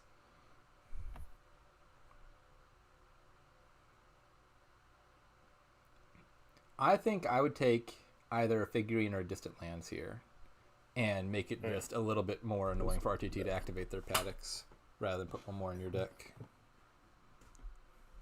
By the way, is there in my spec chat rarely moves on its own? Is there anything I can do about that, or is it just manual labor? That's a good question to which I don't have a good answer. I am not experienced with that currently, but I have in the past, and it is really frustrating, especially when commentating. Yeah, I don't know how to get around that. Yeah. Feel like a medieval farmer. Yeah, I do it all on my own. Manually toiling your own spec chat. Zombie embargo would be really funny if you just printed it like as worded, because it would never work. It will never work. Worse than Duchess. Okay, yeah. Unfortunate. Which actually, if you printed as the original embargo, I think it would work, because it used to not be conditional and then became conditional later on. Am I right about that? Yeah, it got nerfed. Yeah, I believe it changed. And I'm actually pretty sure it's RTT's fault. Well, it's Captain's fault, and RTT is depicted on Captain, and we established that means that is RTT. Because I was about to interrupt you because Neko changed hands, but on the other hand, it's also become quite worthless now that paddocks are empty. So that's true. Yeah. The Necromancer, not the Necromancer, the other Necro finally was moved, but now that you got a bajillion villages in your deck, it doesn't matter. So 2019, I think it was when Captain and Church were released, and Captain was just like ridiculously overpowered with a certain set of cards. Death card, I think, was the big one, where it just like imagine a merchant ship, so except merchant ship made 5 money every time you played it with no downside. Yeah. And so that card got changed, and I think I don't think embargo was particularly overpowered or anything, but I think it just kind of got changed at the same time. Yeah, I think DVX. I think you're missing something. I think once there was like if you do add it to embargo where it only got so you couldn't throw on it anymore or play it with other things. Yeah. There was a big change where... I think Pillage also, if I recall correctly, used to not be conditional. Maybe I'm wrong about that one. Definitely Death Cart was a big change, because Captain Death Cart, there's like a brief period where that was just like utterly busted. That was fun, yeah, true. I also said about the Pillage, but yeah. Yeah, it's just like you buy a Captain and all of a sudden you're just like buy province for like turn 5 onward. Yeah. Yep.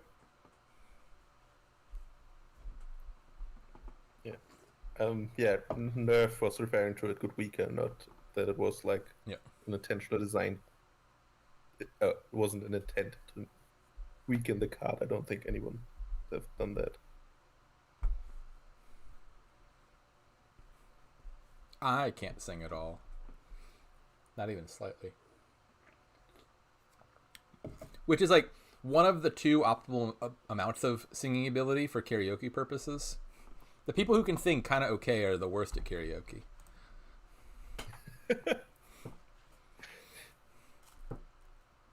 Wait, how do you recite two poems at once? Do you alternate, or do you have different means of? Like one word a piece, or like you're simultaneously making both sounds so that you can kind of hear both poems. Do you both recite them orally, or is there like another way to You like say one poem while recite them? typing the other.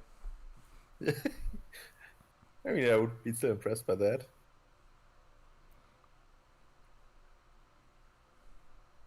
I cannot whistle.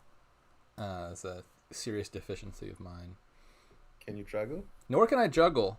Oh, I do remember my sister in like the past year messaged me and was like, "Did you know that our dad can juggle?" And I said, "No, I had no idea." And she's like, "Yeah, he can." And apparently, he just like never told us. I was like, not a fact that I knew as a child growing up. But apparently, my dad can juggle. Um, I have folded origami before. I wouldn't say that I could do it on the spot. More like a look up instructions and follow instructions sort of thing for me. yeah. So the Dominion Circus has to wait a bit for your talents to catch up. Yeah, that'd be a fun. The Dominion Circus is just like all talents that Donald Duck is capable of doing.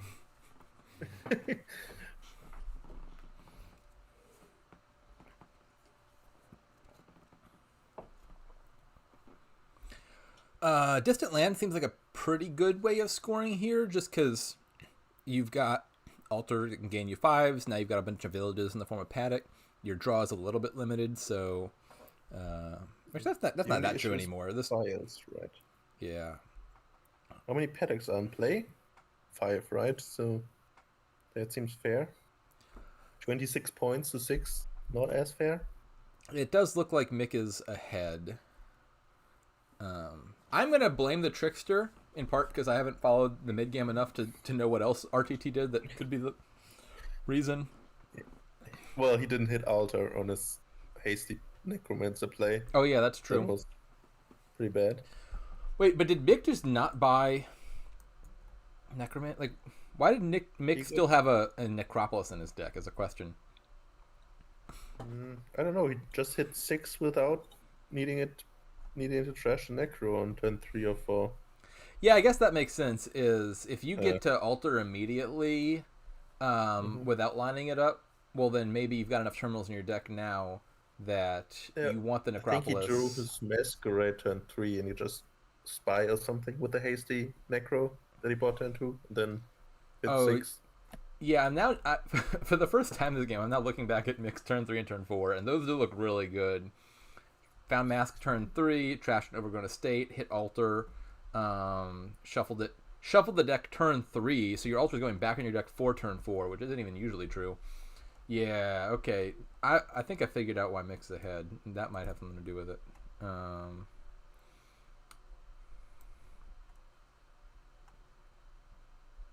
He trashed the horse into militia. Yeah, that makes sense. Discard attack. Pretty good. Yeah. Oh, this I never noticed, but all the paddock effects come before you get the village effect. Um, That is it true. looks kind of scary. Back to zero actions, but you're going back up. Conclave is like that, isn't it? I want to say Yeah. Conclave's text is like you play the action card first, and then you get +2 actions, and so there's like a scary period where you're like, shoot, what did I do? Did I just cause myself to dud? And you're like, oh no, the plus action's coming. Um, City, I think, is also kind of weird in that you get +1 action, then you resolve some stuff, and then the other +1 action comes in. Or sorry, the +1 card effect for City, not plus action. You're like, what? Shouldn't I have drawn more cards?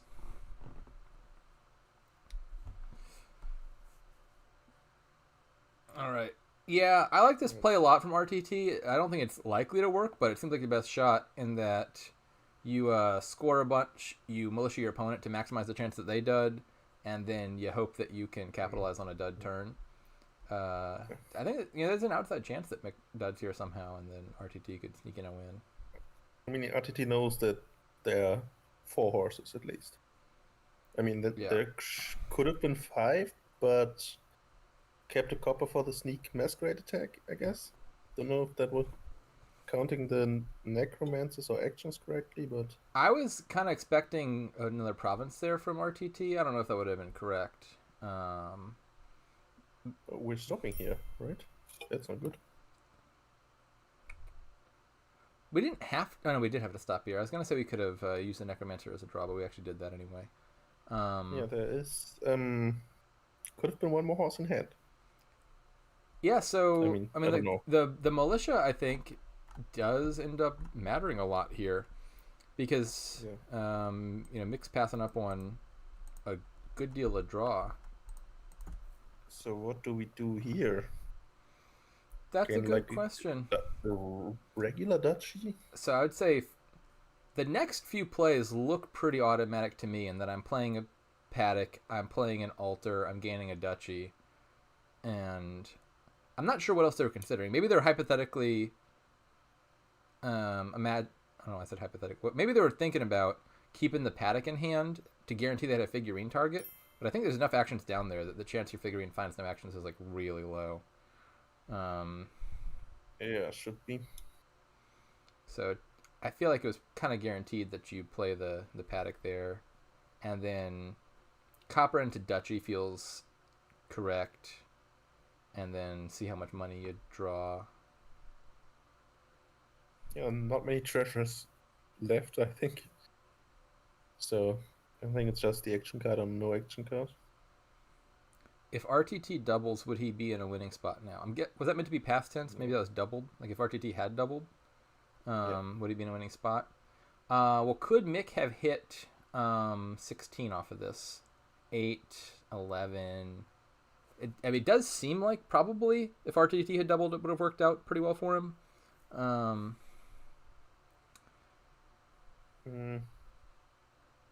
Yeah, I guess.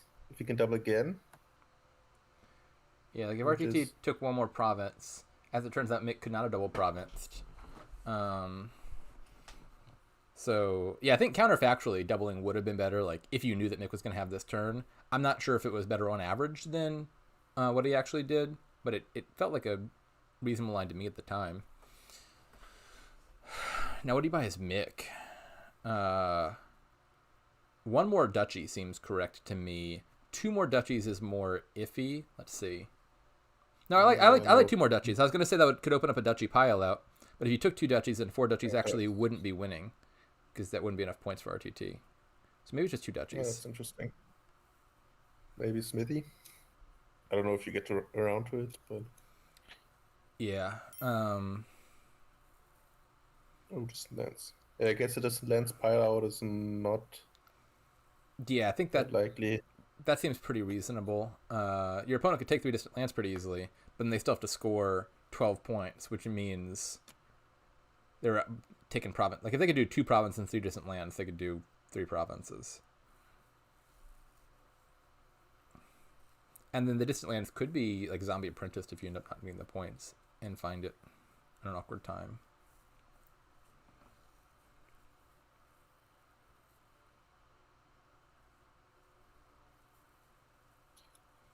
Interesting to see when RTT will stop here. It's kind of close. I guess that's kind of the paddock thing where you sometimes just draw the paddocks and you're not drawing immediately.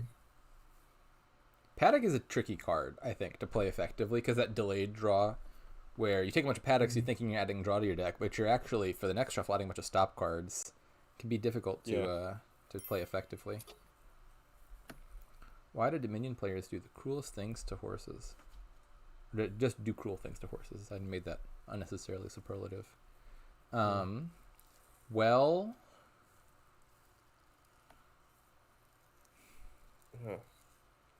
We were just making fun of pigs earlier. Maybe, yeah, Dominion is just really sending poor messages about animal rights. Yeah.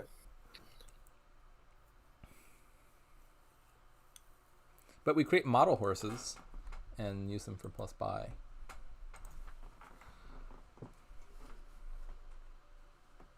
I mean, summoning them back sounds like kind of nice. That's true. Doesn't it? Canonically, killing things isn't that bad in a Dominion Kingdom because they can be brought back. Because we know that necromancy exists. Or, I mean, just, not even necromancy in particular, but you can just like straight up get things back from the dead with Lurker and Grave Robber and such. So like Yeah. that's not that permanent.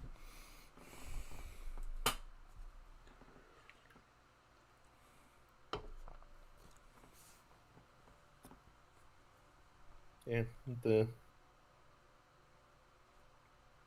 don't know what establishment keeps us dead, but apparently back then it's a lot easier to switch back. Oh, I missed what happened on RTT's turn. Got a duchy We and a had 32 province. points, but yeah, that's So it looks like we RTT have didn't manage 16 to money. win off of this. Managed to lose, in fact. Yeah. So Mick will take the victory here. Is that 3-2 now? Yeah, 5-0 for first player, actually.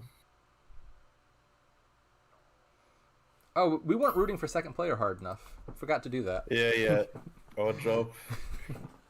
Yeah. Our performance review will be Yeah. All right, let's go player brutal.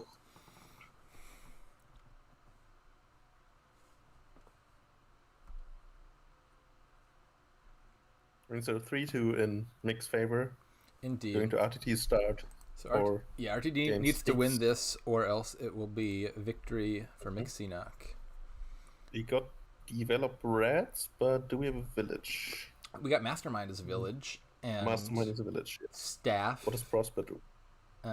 It gives you loots. Treasury. Prosper looks pretty abominable to me here. It's just like really inefficient sack of loot / courtier. Yeah, just do the other treasure things if you want treasure. Yeah. I think loot looks pretty good because of develop. You can turn it into a province. So And a raider. Like you could build a deck that draws itself, but it's like masterminding artificers or bakers. My guess is that might just not be strong enough to beat the more money-ish thing that puts a bunch of loots in its deck. I'm developing rats here and then later loots. Yeah, develop and rat seems like a good opening, or just develop dungeon and then pick up a rats soon thereafter. Either of those looks pretty good. Probably also went around, right? In the early days, the league had like submitted kingdoms that we playtested and then gave them basically kingdoms that were already formed by people who said, "Oh, those look interesting." So people finals in particular. For the finals, yes, for the A-League finals, and these are the type of kingdoms they would get. This looks mean. No, I never saw that. Yeah, it's been a while. I started, I don't know, like the late 30s, I think. Yeah, it's more like tens. Early tens. But like here, where you could go for a money line, but also there's a tricky engine to play. Yeah. Yeah, I guess you probably end up playing with Mastermind here, I think. Like, you'll get enough $5 actions in your deck that Mastermind will look really good to get. Now, the question is whether or not you just keep adding cantrips and try to get deck control after that, and I'm not as sure. I feel like the answer is no. Important to note, Raider has 3 types, which makes it a great synergy for Courtier. So in terms of powerful $6 cards... Yeah, is the third best $6 card? Maybe even second best, right?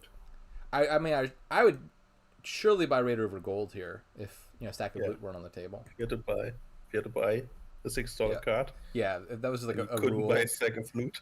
Like if I got just Diluted shows up out of nowhere somehow and I have 6 money, and Sack of Loot is an action type somehow, I would buy a Raider.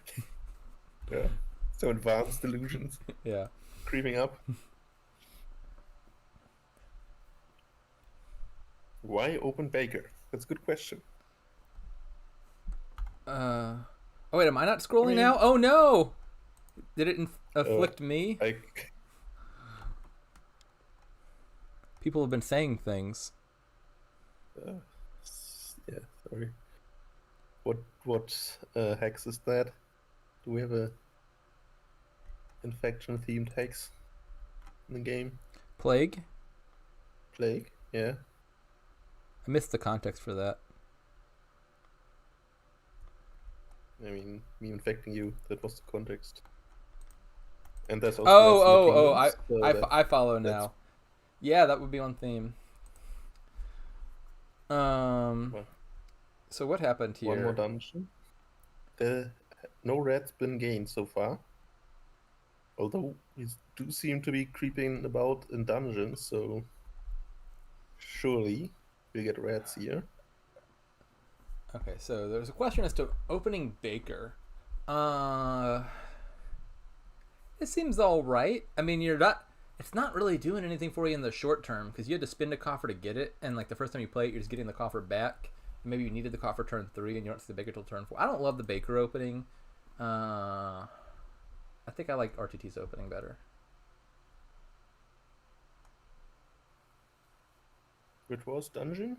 Yeah, he went for Developer. developed. I thought it was clearly a develop, which they agreed with, and then either dungeon or rats. But Mick said, "I'm hungry," and apparently it's above eating rats. Yeah. Recipe for bread seems No. better. Oh, developing the baker, that's an interesting idea. Into sack of loot reds, yeah. Do that. Oh, someone's suggesting that in the chat. Yep. Aha. The one and only. Could have and didn't. Yes. I mean, there will be other opportunities. Maybe once a 4 here. Let me go look at this. Buying a silver. Yeah, That's a good question. So Mick, I didn't even notice this at the time. Mick's hand was 2 coppers, a develop, and a baker. So on the one hand, you develop baker on turn 3. That does look really good because you see the 6 and the 4 immediately turn 4, so you're getting the benefit. Like you get a loot back into your deck for turn 5. You get either rats or nomads, whichever one of those you were gonna do something with. Yeah, I like that. We just bought a curse Nomads have for a 6 points. That seems all right That's here. Or no. was it with a spare buy? No, it wasn't. It was instead of reds. Interesting. I don't think. Yeah, I don't like that so much anymore. Like if you have an extra buy and 0 money left to spend, I could see buying a curse at 6 here. Passing up on rats for it. I don't know. Yeah, that seems like severely reducing the chances of a game 7. Uh-oh. In my mind. Come on, player 2. But yeah, I think I like the develop Baker line. Partly because like you had 2 money in hand, but if you gain a nomad, you still get to buy something useful that turn. You could buy a rat to buy a dungeon or something.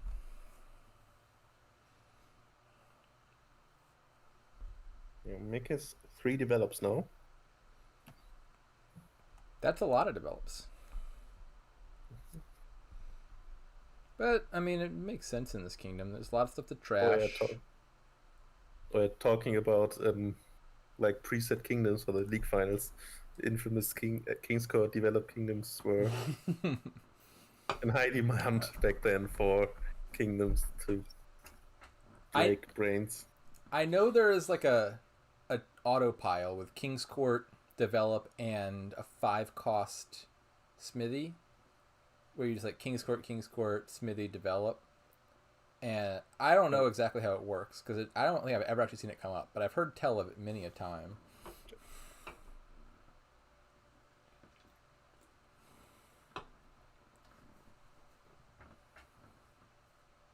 Yeah, so it looks like RTT will be just playing the fairly simple line here and just get a few loots, buy some provinces, and Mick is going for the mastermind thing.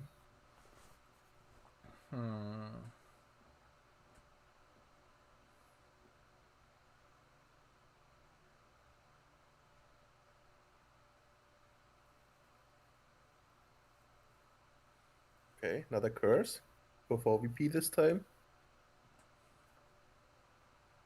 I think I like. I'm fairly sure Mick is not pleased with those curses. Yeah. Like, yeah. I think my money would be somewhere in between these 2 decks, where you could build like a little bit more than RTT does, but still not aim at deck control. Whereas for mixed deck, I think I would have added a sack of loot, probably turn 3 even. It is, again, no RTT besides Shrine, right? So, Yeah. could use one of those expansions again, maybe. RTT, I think, could use another develop. Given the line that he's going for, just developing loot straight into provinces sounds really good. Gain a gold or something on top, and then gain a province.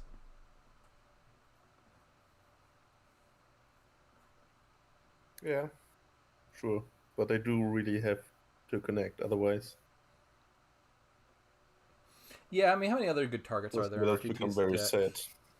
I mean, you got like the junk cards like Copper and Estate, which aren't terrible targets, but if you're playing money, trashing Copper isn't actually Yeah. that important. Developing a copper in that deck, I don't think you're happy about it. Yeah, trashing it, like if you develop Collide, trashing a 3 isn't great here. You gain a 4, and like a Nomad wouldn't be a bad gain, but an Estate would be a pretty bad gain. No one in the state, yeah. Um, Okay, we can play the mastermind right this time, Mick. So I'm not sure if catching up is the right term right now. I don't think Mick is fine in VP, yes, but getting online now seems pretty good. yeah, I don't know who I Like, would say is ahead here offhand. like Rebecca and Artificer, yeah, the real cantrips. True, you kind of want to have that in the opening hand with your masterminds. Fair enough.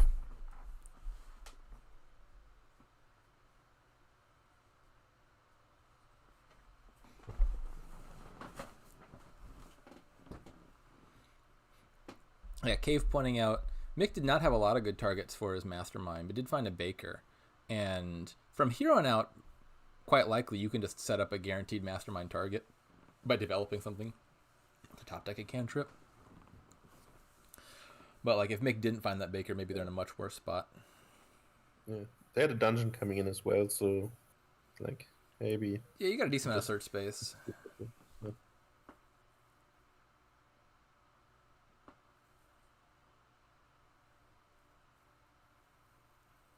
A province for RTT. Turn quite a bit shorter. 21 point lead now. Why do people often start their sentences with "I mean"? That is a good question.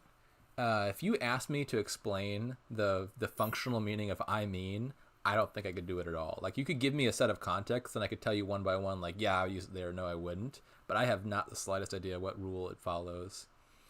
I do like SIF's explanation.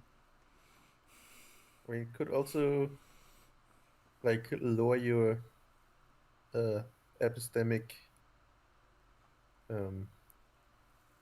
certainty of the statement that's following. Maybe. Are you, as in like I mean, makes it more confident I or less mean, confident? less confident, I would say. Less confident. Huh. Maybe it's I don't more know. confident. True. I Depends on I how you say it. again, I have no idea. I'm thinking it's not a like I would use I think or I feel I think to add uncertainty to the statement. I feel like Yeah. I mean is like I mean, could reinforce something that you think is like obviously true. I think it can imply disagreement. Like if someone says something, you're like, I mean, it's like a subtle way to say actually. I think that's one use of it. But I don't think that fully captures it. Like it could also be I'm clarifying something, and that's more of a literal I mean, or like you're qualifying a previous statement. I don't know. I'm sure someone somewhere has written about what I mean means in detail, and you could probably find that.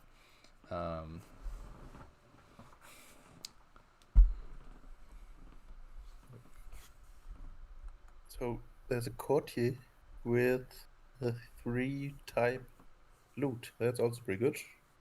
Oh yeah, loots are also 3 types. Well, darn, I wanted a Some of reason them. to get Raider over Sack of Loot, but I guess if there's a bunch of 3-type Some of- loots, yeah. Yeah, what proportion of loots are some of 3 them. types? 1, Oh yeah, 2, that's a cool. 3, 4, 5, 6. Well, not really spell scroll. You kill that one. So like 6 out of 14 basically. assuming you don't keep the spell scroll around. So that's pretty decent odds that you pull a 3-type loot.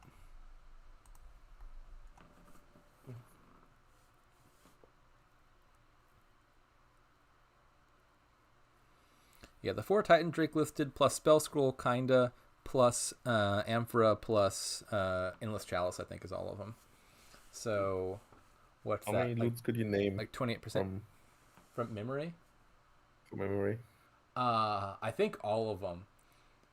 Let's see. Pretty good. Well, I made that video that was just like a tier list of all the loots, and I think if I wanted to recall them, I would just think about like what order did I list them in. So like spell scroll, sword, goat, or I did that in the wrong order. Staff, sword, goat, spell scroll, hammer, figurehead, endless chalice. I've skipped one somewhere, I think. Puzzle box, that's the one I skipped. Orb, jewels, shields, insignia, doubloons, sextant, and amphora. That wasn't the right order. I was thinking about it in the 3 tiers that I listed them in. Yeah. But those were a lot of names, so yeah. I mean, I like loot as well. I don't know if that came across critical, but yeah, I couldn't name all of them, just some of them, at least at this point. Mick likes loot. Maybe Mick professes to like loot, but his actions in this game do not demonstrate that. Maybe he talks the talk, but he is not walking the walk. He's just trapping his opponents.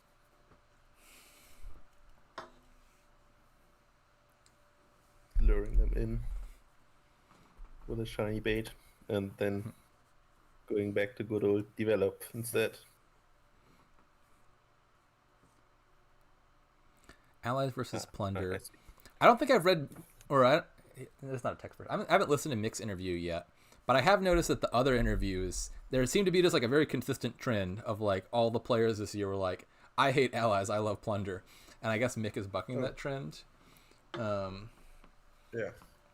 I didn't think that was a consensus opinion, but there was like a remarkable degree of consistency among the players who were asked. I think Allies is one of the better expansions. I think I would pick Allies over Plunder if I had to. I like Plunder too. Yeah, it's close. It's very close. Allies has swap, and swap is fun. Yeah. I also like the split piles. And you would maybe replace 1 or 2 cards in the split piles to make them more interesting, but I was hoping they'd come back, and I was happy they did.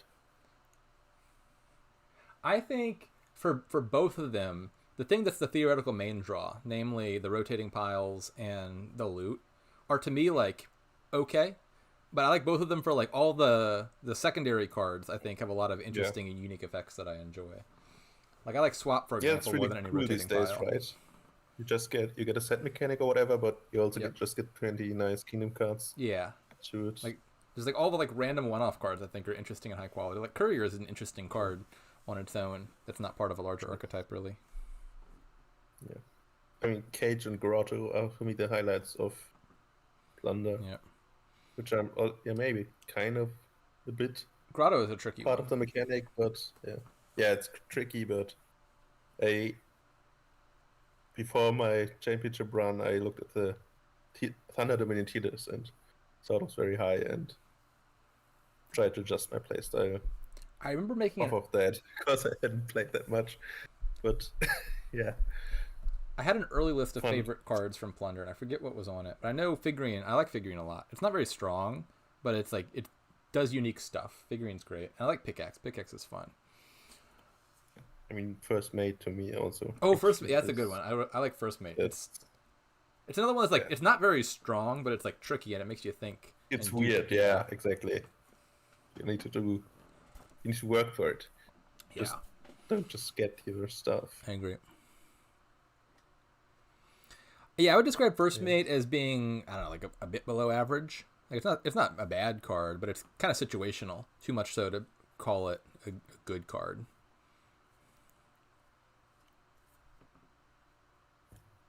Yeah. I mean, it's one of the better draw to X cards next to Cursed Village. Yeah. But I think it's like at least a tier below like Cursed Village and Hunting Lodge, because it can be a really good village, but you have to line it up with the right cards, and so it's a bit harder to get working. Yeah, that's kind of the cards that are truly great. I do like it better than Cursed Village because it doesn't randomly hex you. Oh yeah. Well, yeah. Cursed Village, I'm slightly traumatized. Yep. This is looking in RTT's favor. I'm seeing that he has a lot of points, and mixed deck still doesn't have much going for it. Yeah, we're not quite where we want to be. All right. I don't think. Yeah, let's go player 2. I'm happy about this outcome.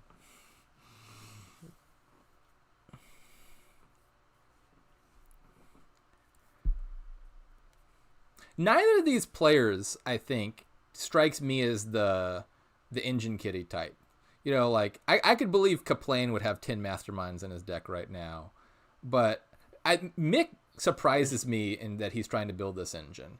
RTT and Mick both seem like I'll play money if money looks reasonable and not like grasp at straws for an engine deck. True. I actually consider this engine stronger, but I would have wanted a courtier, like a courtier. Yeah. Fairly soon. Like to me, it seems like a money-ish kingdom, and there's kind of like mid-range decks where you have like a decent bit of actions and you do a little bit of stuff, but you don't have deck control. I've heard people refer to that as like the good stuff deck, where you just like put good stuff in your deck and then don't have an overarching plan. I think something along those lines, like a money to good stuff sort of build rather than a deck control type of build. Yeah. Yeah, like Donald Duck said, I feel like Mick in general strikes me as the I'll play Treasure Trove money, or like the Game 1 rebuild thing was surprising. So this deck, I think, is atypical. The Treasure Trove is also a very cool card. I think Treasure Trove is a pretty decent money card, which is to say like a weak card because money's not very good, but it's one of the better money enablers.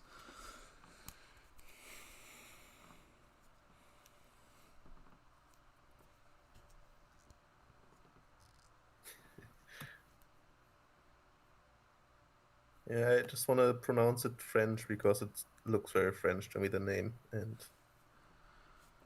trying to pronounce it French in English accent, I can't do. I wonder what the split would be if you asked folks. I feel like a decent number of people say courtier. I'm definitely courtier, just like 2 syllables. Yeah. Maybe you get like a 3-syllable courtier. There's probably a lot of discrepancy in how different folks would pronounce it. Courtier. Oh, yeah, that makes sense. Yeah, that would be the British pronunciation. I don't think I've used duplicate enough outside Dominion that I would know how to pronounce it, whether it's a noun or a verb. Yeah, duplicate or I duplicate it, I guess. Yeah, so like to duplicate is the verb, but then duplicate is the noun. And the card, you actually can't really tell from context whether it's using a noun or a verb, because like Dominion has verb cards as well, like replace and like half the events prosper. I feel like most folks say duplicate, but like why, I don't know, because it like the art could just as well be the noun. My guess is it's like a noun to me, but yeah, like if it's like the card, just like ontologically seems like more of a noun than a verb. Like events seem more verby and kingdom cards seem more nouny, but at the same time, a lot of like Dominion nouns get verbed all the time. Like I'm gonna rats my estate, and so maybe people do that with duplicate enough that then the verb becomes more not natural. There's probably a case for making your reserve cards verbs because you use them on your. I don't know. Like make it rat catching. I rat catch. I rat caught a copper. Catching some rats in my estate. Yeah. I whined for 4 money. Yeah, you're being guided to a new hand. Yeah, exactly. People do say I guided my hand all the time. That one kind of checks out. Yeah. Actually, yeah, is guide a noun or a verb? There's really no way to know. Because that one, there's no way to distinguish it. Yeah, I guess it's kind of weird for English-speaking people. Like in German, it feels very natural to just make verbs out of the nouns. It I have no idea. works Yeah. just fine, I think. But yeah.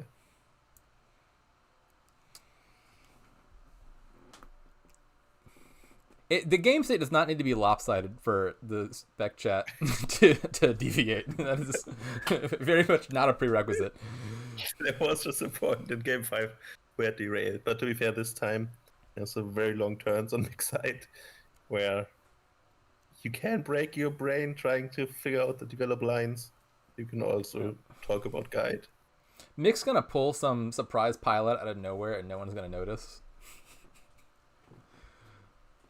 Yeah. So what do all duchies look like? It's 24 points, right? Wouldn't be quite enough. Eight duchies would not do it. It would be nice if Mick had some 7-cost cards in his deck for like a masterminding and develop turn to happen. Mick is still building. Sorry, I can't help you with the German names. The only times I see the German ones is when I watch RTT stream.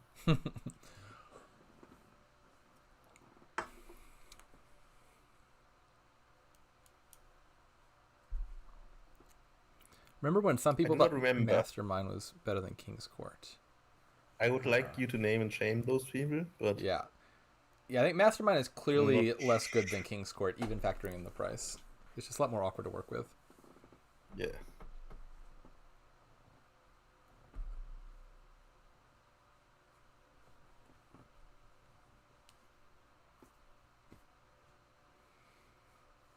It is true that being a duration card, all things being equal, is a pretty big downside to a card. Both because the lower tempo of getting an effect next turn, but also because it stays out of play half the time. Yeah, I mean the penalty for the cards that only do the thing on the second turn, right? Yeah, and Mastermind in particular. Doing fine. Yeah, that's true. Mastermind in particular, I think, has a really big duration penalty because you'd want to chain them. You know, like King's Court playing King's Court playing King's Court, but then chaining them means that like they all get stuck in play, and that can be a big downside. I beat you to it. Complain. So now we get 4. So how many provinces does RTT get? Probably 1.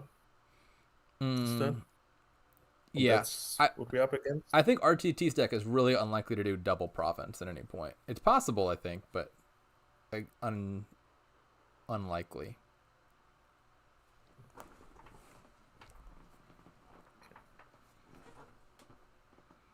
We'll make Curse the Sword now for his next turn. That's coming in.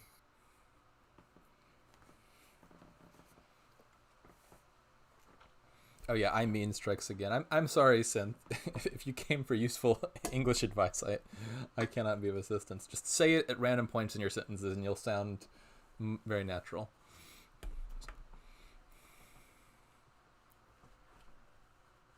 Yeah, could you replace it with naturally?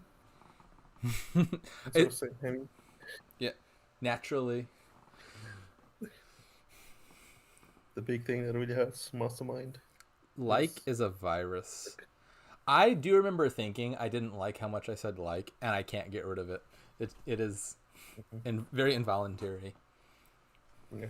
I remember being in English class, and the people who stayed some time abroad said a lot of like, and our English teachers were pissed.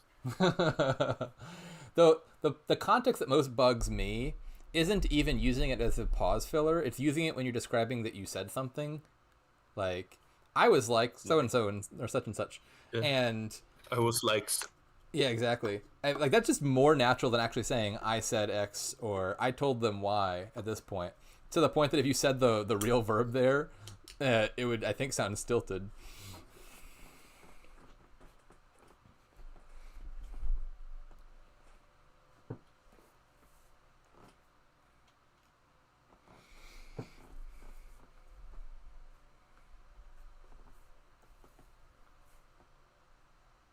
You know, that's another very generic filler.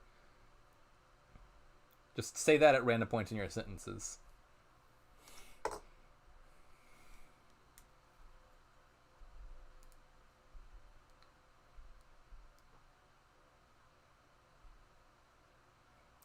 You are a platinum. Were you aware of that?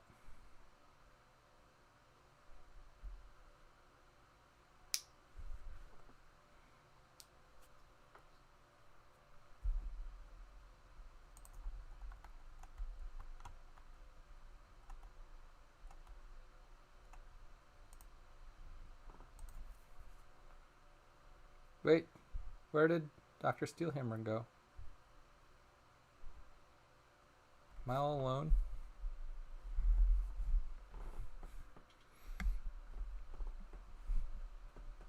I feel put on the spot. What do I do? I have to talk about the actual game. Yeah, I crossed a line there. Many cards you could be referred to, but never a platinum.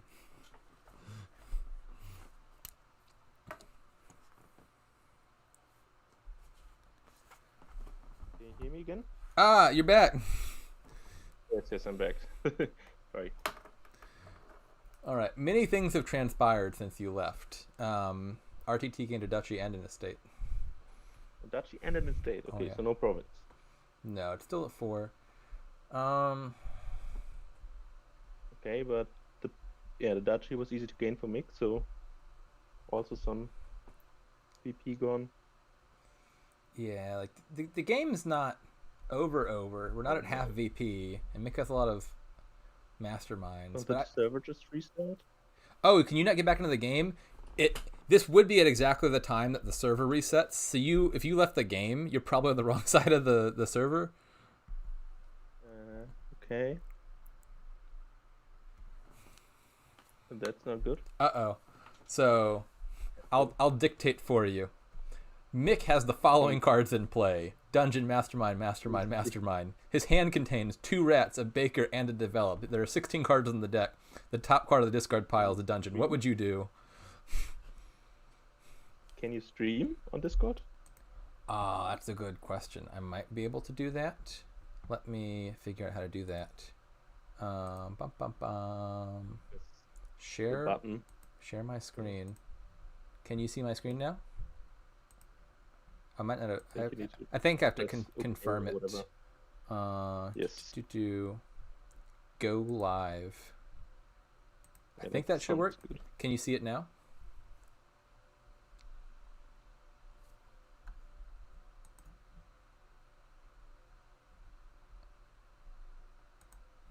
I'm prepared to just read off every line in the log. Mick starts their turn. Mick plays a baker. Mick draws a mastermind. Mick gets +1 actions. Mick gets +1 coffers. And then that same thing 2 more times. Your stream is gone. Uh-oh. I don't know. It disappeared? Or was it just never on? It was on for a second. Why did it go away? I do not know. Share your screen? No, that's the wrong screen. Back. Online. Go live. I just did that. I don't know why it went away. Is it back on? Yep. I don't know what I did to close it.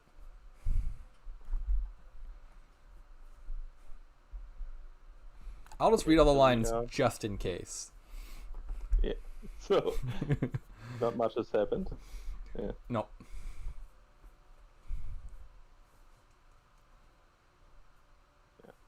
Yeah, sorry, my laptop crashed and that was apparently at the wrong time. So, yeah. What do I have in YouTube Studio? Probably whatever the last video I was uploading was.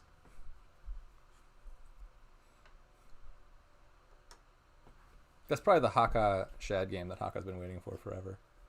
I'm sorry, Haka. one day it'll be online. So we played a baker already and our hand size is 6? Yeah. Is that right? Yes. The hand contains 6 cards. They are as follows: 2 rats, 1 baker, develop. Yeah. There could be other people spectating who are on the wrong side of the server reset. We gotta be extra careful. And the final 2 cards are masterminds. I would get 7 because of the sword, but... Oh, you're trying to figure out, like, why is it 6 cards? Yeah, so we normally masterminding Baker would leave you a 7-card hand, but we started from 4 because of it's just a sword. Okay, the attack. Yeah. And how many mastermind plays do we have effectively? Are those 4 singularly played mastermind? That's a good question to which I do not have an answer. Yeah. I mean, now we got 2 out of the way. RTT has the Courtier.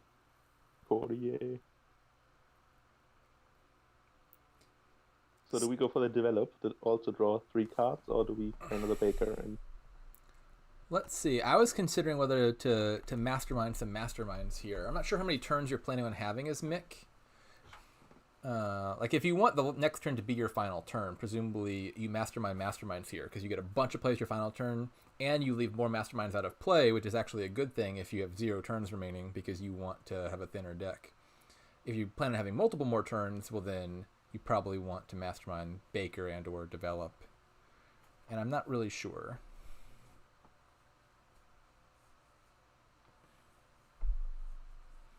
Yeah, does mastermind a beggar for Beggar would 9 coppers draw. and then just play like 5 dungeons?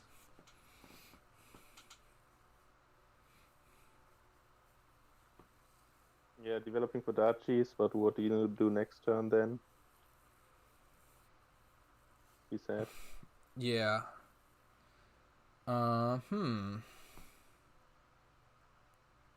So what happens if Mick gains all 7 duchies? Then he's at 23.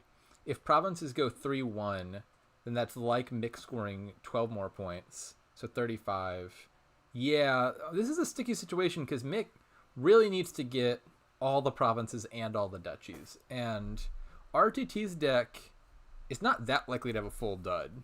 You got a dungeon in play. Even if you don't know what RTT's hand looks like his deck is still reasonable. And so, like as Mick, I wouldn't want to plan on having more than 1 more turn. So I think I would mastermind the masterminds and just hope RTT duds here, and then try to have a big turn next turn. Mastermind the rats. Yeah. that was. Thanks, meant to develop the rats.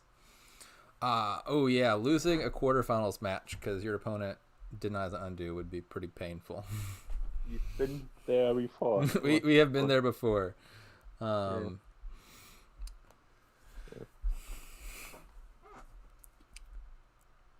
We drew a gold.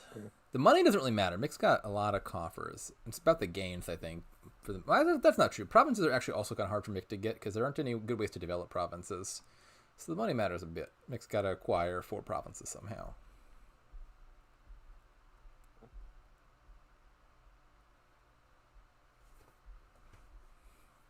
Yeah, fun fact about the previous Dominion client: if you reconnected, there was no undo, but also if you disconnected, the game was gone. That was even tougher too. That sounds really painful. Yeah, it's kind of. There were like league rules. What happens if you disconnect and your opponent is like 90% winning? What do you do? Controversy. That's so sad. Ensuing, but yeah, no good. So let's reconnect. Only 4 Dominion actions cost 7, correct? King's Court, Expand, Forge, and Spell Scroll. Yeah, that I was trying to figure out why that came up. That makes sense. Opulent Castle. Got a counterexample. Oh, yeah, missed one. Are there any others we're forgetting about? Enemy Fair. Oof. Oh, yeah. Wow, you were super wrong. Not even close to right.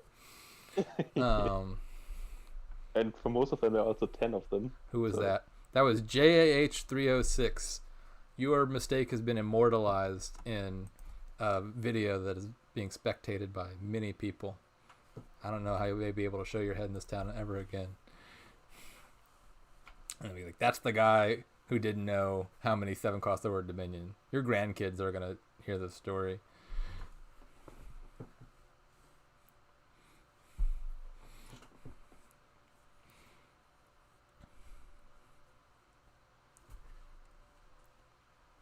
The saddest. Mick bought a curse for 2 victory points, so basically as much as an estate. Might develop it. That's true. It could end up potentially being worth 2 whole estates, which Mick might need at this point.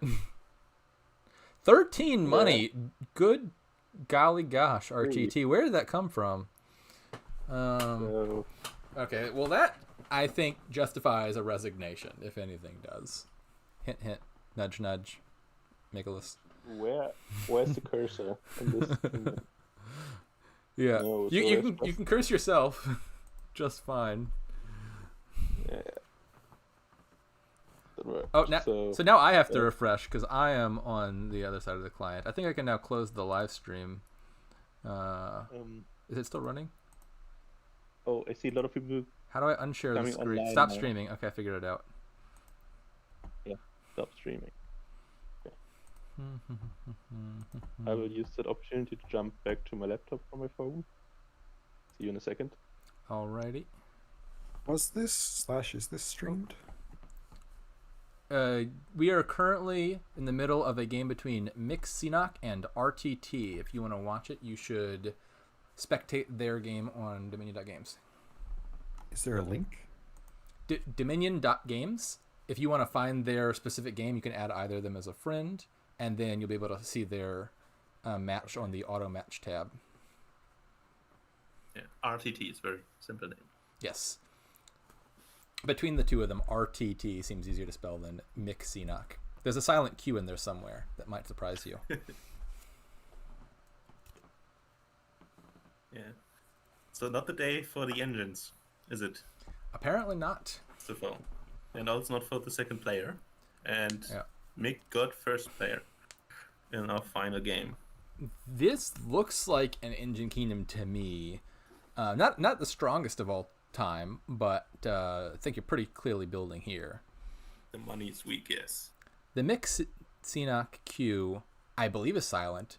I'm actually not sure, though. I never heard him say his name, I don't think. Maybe it's Mic Qsenoch. You never know. Yeah, he rarely narrates his games in third person. Yeah. It would be interesting.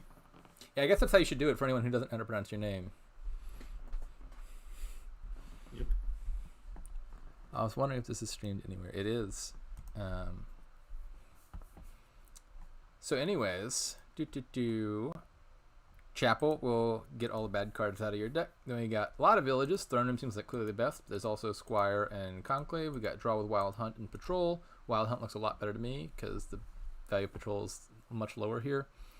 Tormentor is decent payload in its own right. You can just like Throne Room and Hex, which is not bad here. But also, if you get it early, I think Imp looks pretty good. I dig the Tormentor opening, I think. Monument's okay payload with Throne Room around. Buys are a little bit limited. You got Squire, but that should be enough to make it work.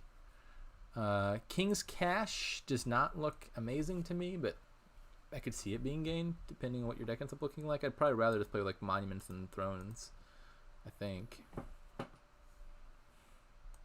Yeah, the action card payload for sure. I could see a scenario where maybe you like butterfly the Tormentor once it's not giving you imps anymore, and then you could add a King's Court if you had a gold in your deck. Maybe something like that.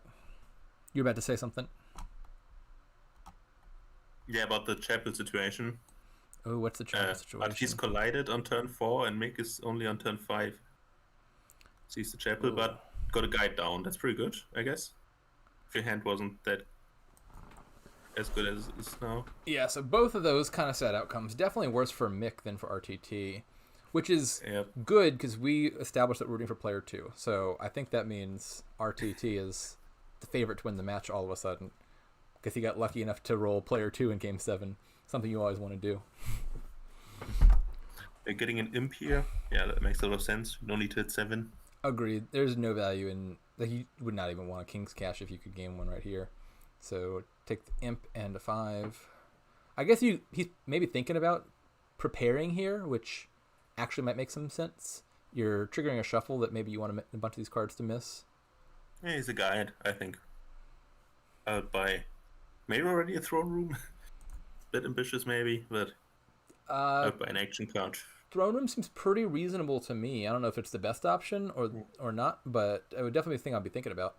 Yeah. So this is a hand I will throw away. As Mick?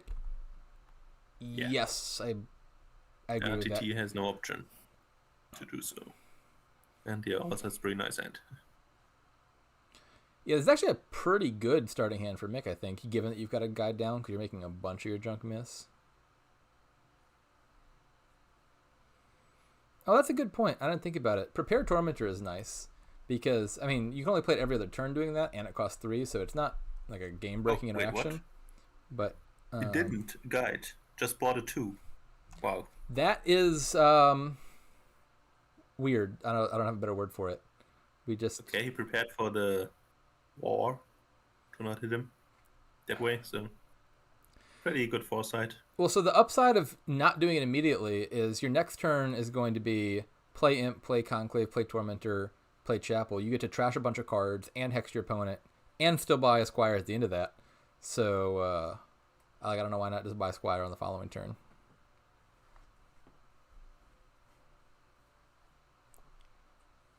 Fear here is annoying. Gets rid of a copper. Could have been a chapel. Yeah, that hurts. I mean, you want to trash that copper, and you also want the copper to not be in the shuffle.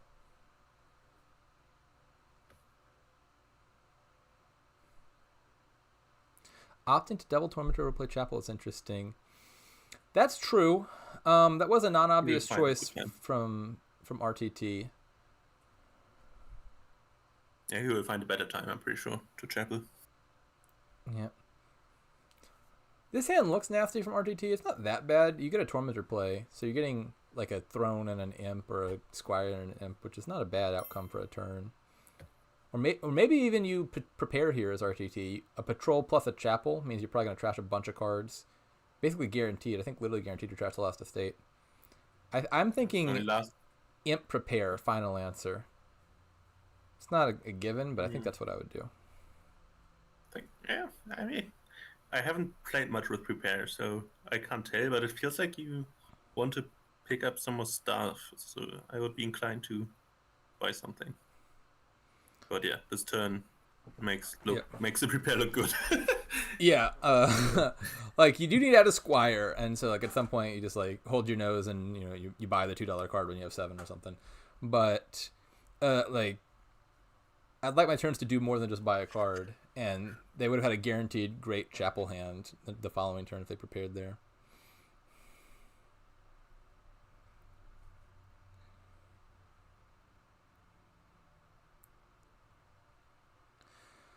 My opinion of prepare is I don't think it's actually all that strong.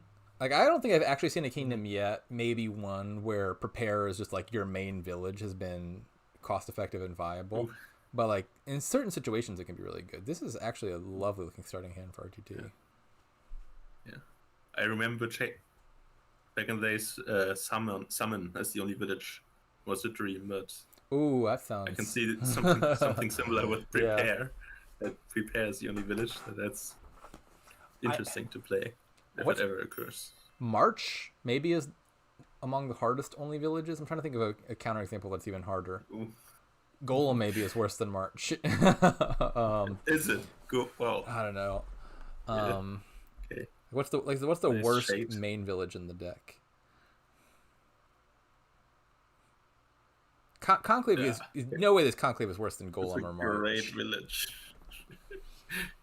I'm like Conclave is really sad. Don't get me wrong, but it's not sad, that sad. But compared to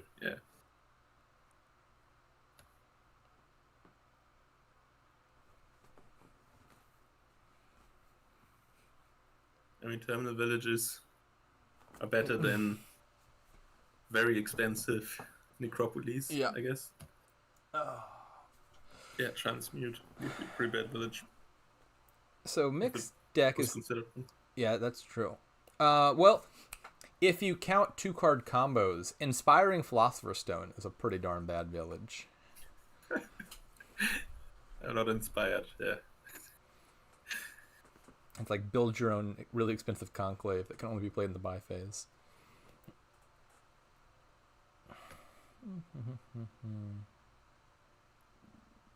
I thought we were just going to kill the last 4 coppers here, but Mick has different plans.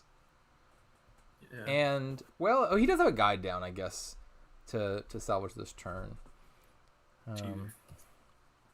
Like my thinking was, if you might look at that hand and you think, I'm getting overly thin because I've got a bunch of draw anyway. I don't need to trash my last 4 coppers. But you do have a ways to add a bunch of payload really quickly to make use of overdraw. For example, you could butterfly the Chapel into a silver. You could gain a silver off of Squire and then have plus buy on your second Squire play. Like, you could build back up pretty quickly there. Finicky village. Finickiest. Tournament. Yes. Hope Inspiring Philosopher's Stone is in it.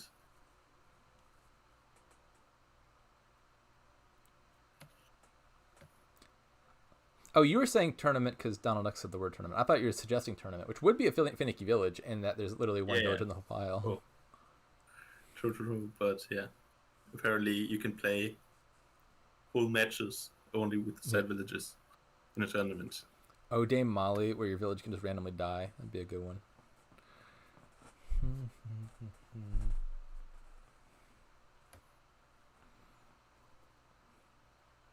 So, okay.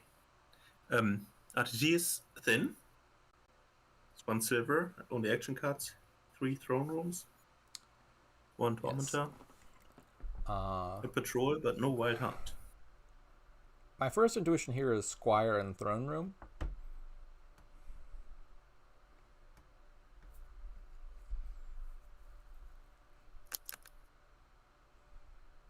Yeah. Good choice, RTT. raised. So let's roll the dice, get better cards. Yeah, that looks salvageable. Yeah, this looks like a pretty reasonable starting hand. I don't know what the bottom 4 cards are, but there's a draw card down there of some sort. The Wild Hunt, right? Mick's got a Wild Hunt. Does he have any non-terminal card down there? Surely. Oh, but Throne Room wouldn't suffice. Mick's got a Squire down there, so this will be a fine turn, I think. Ish. I think it'll be a sufficiently fine turn. Yeah. Does he think it not playing the throne room? Like just imping, then throne something he draws? That just sounds terrible. But like what set of cards do you draw that makes that work out well? I guess if you draw your Squire and your Wild Hunt off the top, then is that even a better turn, maybe? Yeah, throwing this seemed really clear. That seems like the only thing to think about in that spot. So you're not going to get to use plus buy this turn, but you can get off that chapel trash you needed. And why not plus buy? You need to put the conclave here, right? Oh, that's true. I didn't think about the conclave. I didn't think we were going to draw it. I was just thinking about those bottom 4 cards and what you would find.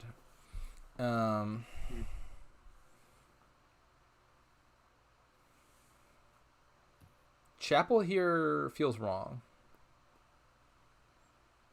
Yeah, I'm surprised. Thought we'd draw some more, or you can. Well, I guess the only alternative is Squire, right? Maybe this is fine, actually. I was thinking, like, you wait till you draw your coppers and get off that last chapel trash. But the upside of doing it this way is you get to throne the Squire, whereas throning Wild Hunt isn't appealing. I like that. It's still not obvious to me, because if you don't throne the chapel, you don't have to throne the Squire. You could... Or the other way around. If you don't throne the Squire, you can still use Throne on Wild Hunt Tormentor, which is still a pretty good outcome. Don't you want to gain a silver here first? Maybe.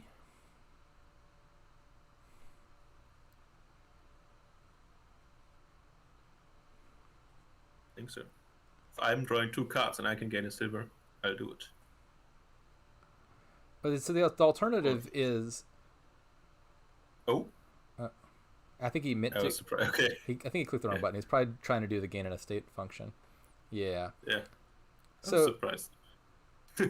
I think any 2 of the 3 Squire options looks like a possible choice. I feel like plus buy is the one I most want, but I think I'd rather have a Tormentor play than a silver. That's not obvious. Ooh.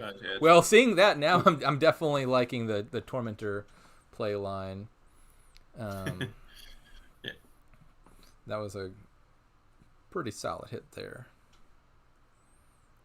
And then, what do you buy? What do you buy?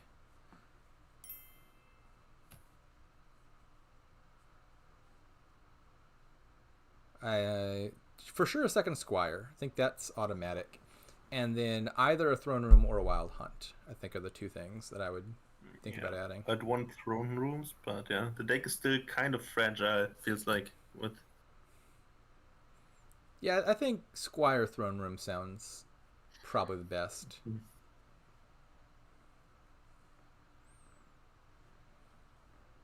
Yep, Mick agrees.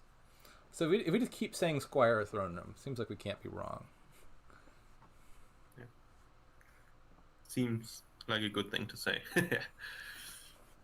So, the chapel is gone. Goodbye, Chapel. That makes sense. Second guide. Yeah. I guess it's only 3 cost. Well, silver is technically a Yeah. 3 cost. 2 guides is a decent number. Is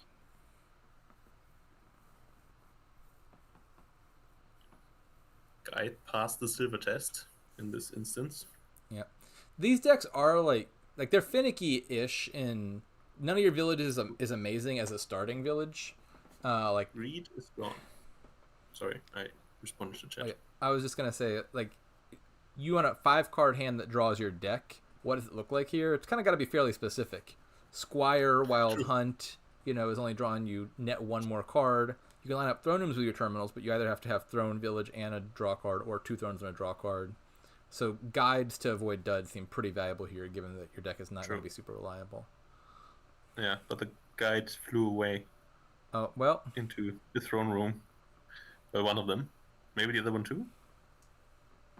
I could see it. That's one way.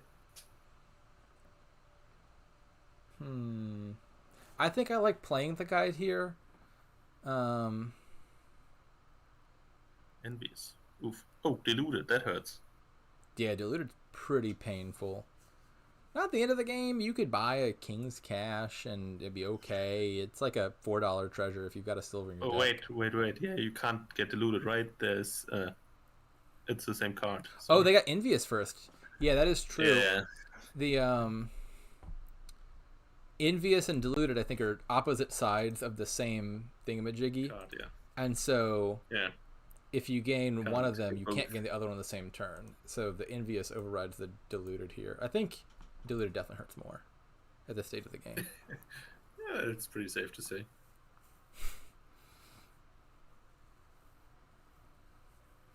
So RTT likes live dangerously, no guides, just throne room draw. Well, But a lot of throne rooms. we spent $3 just to set aside the patrol, which seems pretty reasonable given the circumstances. Like, you have no guides down, and you got hella villages, so all you really care about is finding a draw card. So an expensive, a very expensive way of the turtle, but I think a pretty good choice, just safety-wise. Yeah, better than a guide. I still wonder why it was patrol over Wild Hunt. So does RTT, I think. Yeah, Okay, we're switching now. we decided Wild Hunt's the better card. Oh, this is the end of the draw. Tis. But maybe some mean hexes. So, Run back. we only get to play 2 of these, it looks like. Misery, yes. I think you're playing Squire twice here over Chapel. That seems right to me. What do you do with the curse you get? Oh no, RTT lost his Chapel. Lost his faith. Needs to rebuy Chapel if he wants to get rid of that curse. Which, that seems like a thing you might do here. Buy a Chapel to get rid of one curse because you can butterfly it later. Yeah, or gets the locust head. That's Like, true. Just top deck your curse and have the locust kill it for you. Oh yeah, I meant trash an action card and get a chapter. Oh! The other one is even better, true. Yeah. But yeah. Like losing throne rooms now to war or locust would be quite annoying to me. I'm gonna be honest, I forgot Squire could give action for a second. I don't know why I thought they couldn't play all 3 of those. Yeah. Okay, that's the deck. I guess 5 throne rooms. And what is on there? Maybe RTT anticipated this curse being given out, and that's why you got the patrol way back when. Yeah, that would be. Yeah. Hopefully he'll draw next turn with it. Why is the payload for this deck just throwing 1 Tormentor? Well, you get Tormentor early for the Imps, and you get Throne because it's a good card, and then, well, look, that's all the payload in my deck. Yeah. Of course, we would prefer throwing Barbarians in the spot, but Tormentor will have to do. I'd expect probably Monument to be a natural card to add sometime soon. I'm not sure about that.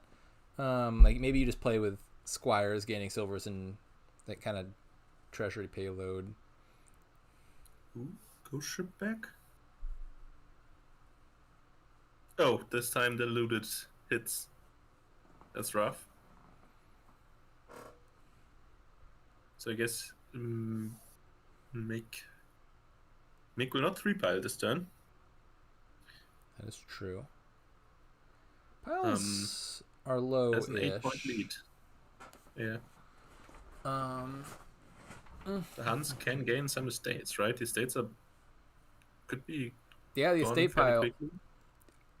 The piles are, I guess, kind of low in that Squire's already low, estate's kind of low, Wild Hunt can gain estates, and Squires can be thrown for like 4 buys per, which is a lot of pile pressure, at least theoretically. And there's Butterfly, theoretically, too. Yeah, Butterfly could mean you turn... Actually, I guess the one Conclave could become a 5-cost card. Yeah. That probably isn't super relevant for piles, but could mean you gain a duchy for point purposes while piling.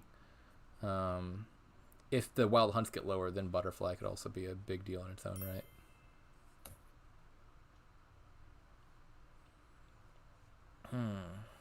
Yeah, so the prepare makes sort of sense. What else do we do? Monument? Conclave? Wild Hunt Monument. Yeah, like the Squires, okay. Oh. Is this... Okay, now. I think this isn't low enough for Mick to pile. Yeah, like these decks don't do that much. I mean, with Delusion, it's tough, but to get rid of the squires. That's true, yeah. This turn in particular, Mick is not threatening to do anything. I think some points are in order now. I think Mick getting these Wild Hunt points is kind of significant. RTT having to leave 2 points in the pile, not looking great at this state of the game. Oh, those are 2 points from Mick's first Wild Hunts. RTT took the points. You raise a valid point. It was unstrategic of RTT to let Mick have those 2 points somehow. But yeah, I'm assuming Mick will gain those points in the end. Yeah. Well, I'll put it was unstrategic for RTT to have a patrol that didn't give him the same 2 points. I'll salvage my comment.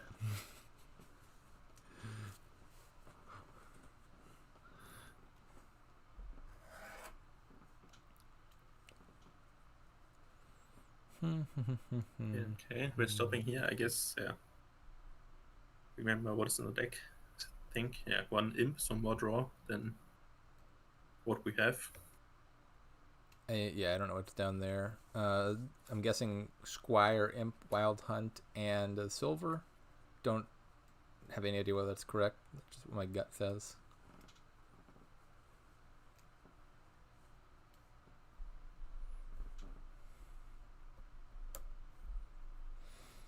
How many thrones have we used already?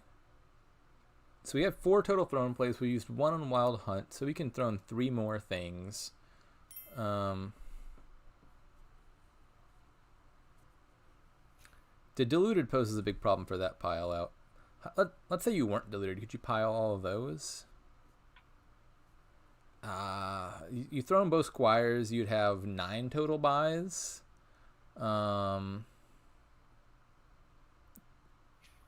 That could be a squire estate pile out there. The curse estate pile out sounds kind of hard to me. Oh, it does, yeah. So what do those cards end up being? Oh, apparently Mick had 1 more squire and 1 fewer silver than I believed him to have. There are 18 hexes left. That's interesting. Yeah, that is an interesting number, given that there's only 12 total hexes. I wonder how that occurred.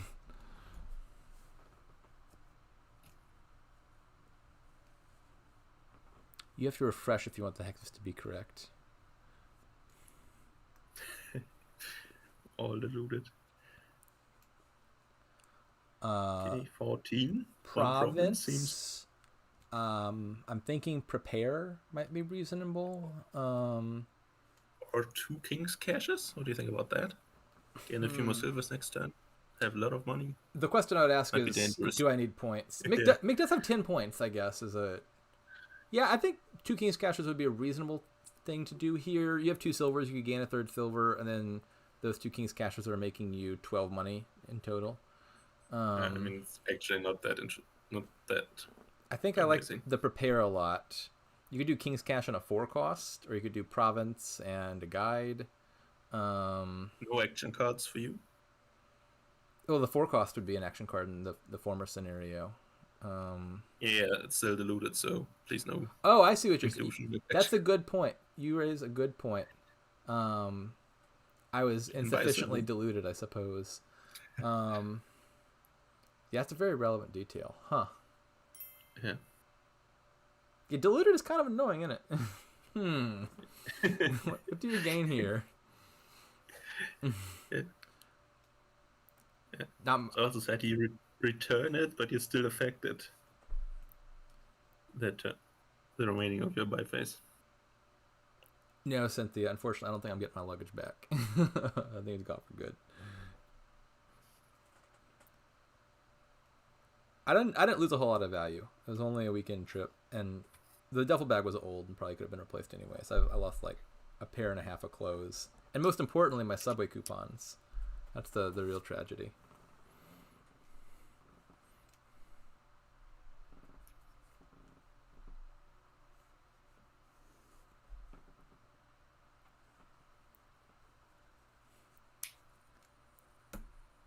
So yeah. So yeah, Province and King's Cash both seem like reasonable buys. I'm not sure RTT couldn't win here if you don't score though. Like you put some victory points on the estate pile, and then 5 victory points from the estate plus however many additional points you get off the wild hunt. That might not get you to 10 on its own, but then you do like 5 estates, a duchy, and 3 squires. That might be possible from RTT's perspective. Oh wait, what's happening? Oh, we're preparing a silver and just buying. I like this. Like either the Province or the King's Cash buy leaves you with 3 to 4 money that there's just nothing good to do with here, given you can't buy actions. So just leave 1 more silver set aside is about as good as anything. This seems like a good choice, I would think. Yeah. On second thought, King's Cash doesn't seem like 1 King's Cash doesn't seem very much. Yeah, I To do agree. very much. Well, as you say that, okay. Mick says, Well, no, okay. I want a King's Cash. Yes. Yeah, so like the first King Cash is basically 4 money because your silver gives 6 instead of 2, and then the second King's Cash you play the first King's Cash, and then you get to play 3 silvers. So the second King's Cash is like 8 money because you play 2 more silvers 3 times each. So I agree. Like 1 is a big step down from 2, but apparently Mick was willing to stoop that low.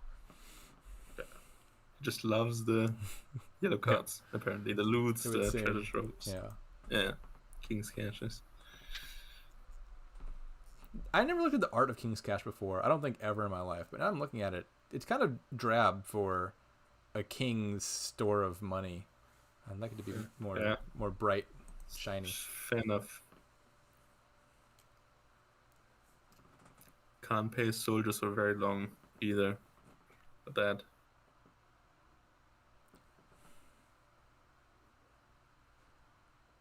So, can RTT win here? I'm going to guess no, but I would sure count before assuming that.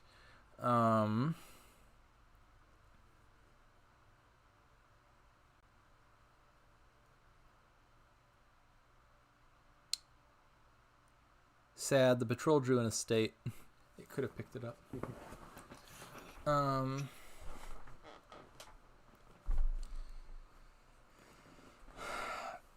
That was a very quick patrol resolve. Like the time that I would think you... Well, maybe not. I was going to say you want to think about which 3 cards you're drawing off the wild hunt, but then I realized there's also an imp. So maybe you just draw all of this on any line. So what would be the win? 5 estates, 3 squires, so and the province? So you're probably playing wild hunt once and gaining an estate once, I would think. So then that's 4 estates you need to buy, plus 3 squires. You would score 8 total points in that scenario. So you'd still need to buy a duchy. So that's 8 gains, which is kind of steep. But we have a lot of squires in hand. Yeah. I'm happy I'm not in this position where I have to sit there in game 7 and... Yeah, let's see. So we're resolving a throne. So you can throne a throne. So you get to play 1, 2, 3 more actions all on your own. So you probably need to play at least one of these squires for plus action, I would think. That sounds right. Top part of the silver. So I guess first line to consider, you throne the throne, you throne 2 squires, you gain... How do you need to play for plus buy? You need to play 3 squires for plus buy. So you get plus buy, plus buy, plus buy, you gain a silver, you play the other squire for actions, you play Imp Tormentor, play Wild Hunt for points. Oh, but you'd have to throw in the Wild Hunt to get to 11 as opposed to 10. That's awkward.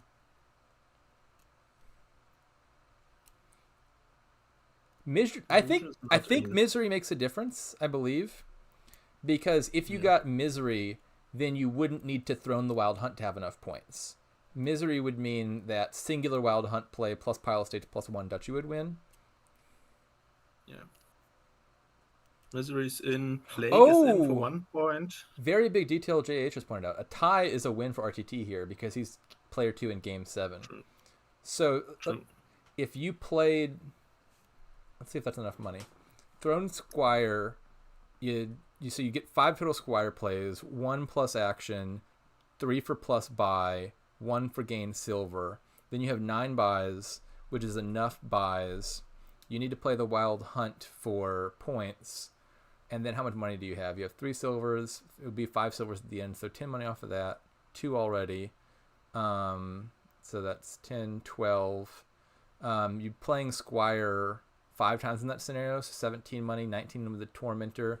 You have to buy 4 estates, 3 squires, and a duchy. Doesn't that check out exactly? Yeah, sounds like VRS beat me to the punch by like a few seconds. I think that wins. So throne both squires, take plus buy 3 times. Now you have 9 buys, which is 1 more than you need for 4 estates, 3 squires, duchy. You use 1 more squire to gain a silver, the last squire to take actions. Now you play the silver, drawing the 2 you play the imp, drawing 2 silvers. You play the tormentor off the imp. You play the Wild Hunt for an estate. That scores you 2 victory points plus the estate. Then you you buy it all, and then that's 10 points exactly. Which even if you don't get the good hex is a tie, which is a win. And that works out perfectly, which is kind of a beautiful pilot. I think RTT will find that. Okay, let's see your card played. Okay, this checks out so far. And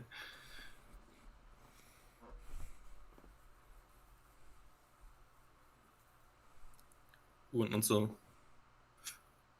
don't get confused in the throne room imp chains. Yeah, that is Throne true. right It could be confusing. Imp the right cards. Importantly, this is a great outcome because it means player 2 wins, which is what we were all hoping for. Yeah. Hadn't gotten there. This will be the first player 2 win of this entire match. And it won't even be a true win. It'll be a tie, which technically counts as a win for tournament purposes.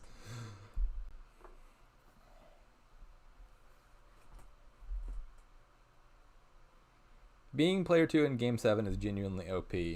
Only in this scenario because we pre-committed to rooting for player 2. And so you've got the spec chat spirit bomb on your side. Otherwise, I'm taking player 1 in a heartbeat. Yeah, I was about to say. I don't think the tie thing makes a difference in whether you want to be player 2. Wait, does this also win? This is not the line that we were looking at. I'm not sure if RTT found a different scenario here. Wait, we discard the curse now to prepare? Oh, it's still the imp chain. Wow. That's pretty funny. This is start of turn, by the way. Now we're in the action phase.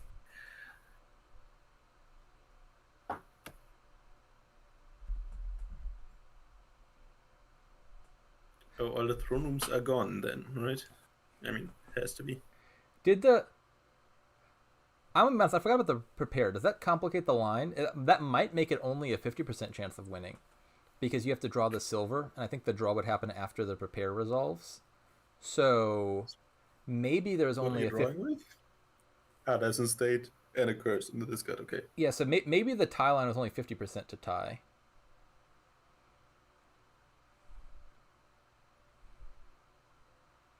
Misery is still there. Yes. Plague is also still there. I don't know if that's enough.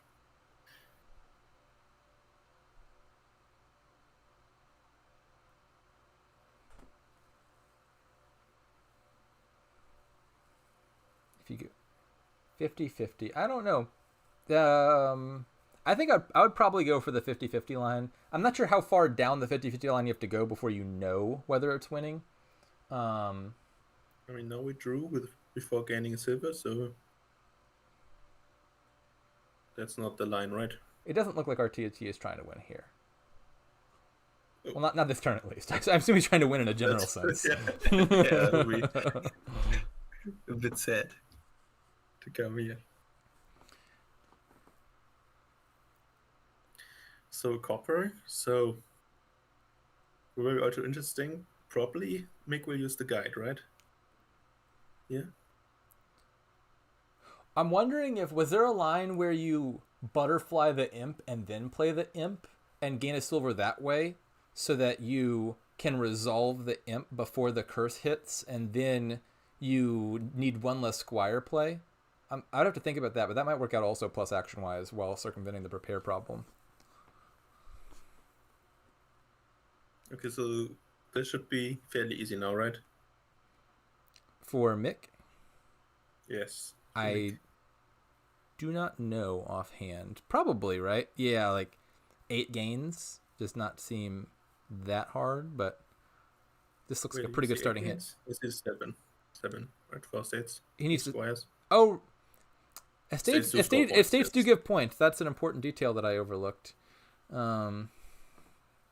Surprise Wall Kingdom coming.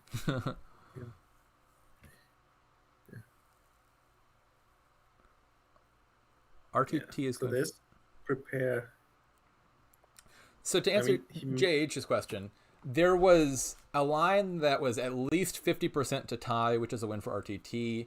I remember we looked at it and it looked exact before accounting for the curse, and then the curse makes the draw non-deterministic. There might have been deterministic lines that got around the curse dropping into your discard pile. I'm not sure. I'd have to go back and look at that. So it's either 50% or 100%. Why is it 50 if there are 2 cards and you put a silver in? Isn't it 2/3 to draw? Or... Wasn't one card top decked already? You- Or is it in the I want to say he had a card on top, and then the okay, I line don't involved know. putting a silver into the discard, and you have to draw the silver. And butterflying on the last throne doesn't help a lot, does it? The butterflying throne sends thrown back to the pile, and then it's no longer a 3 pile. Yeah. Yeah. And it costs an action. That's okay. We resolve the chapel by gaining a silver.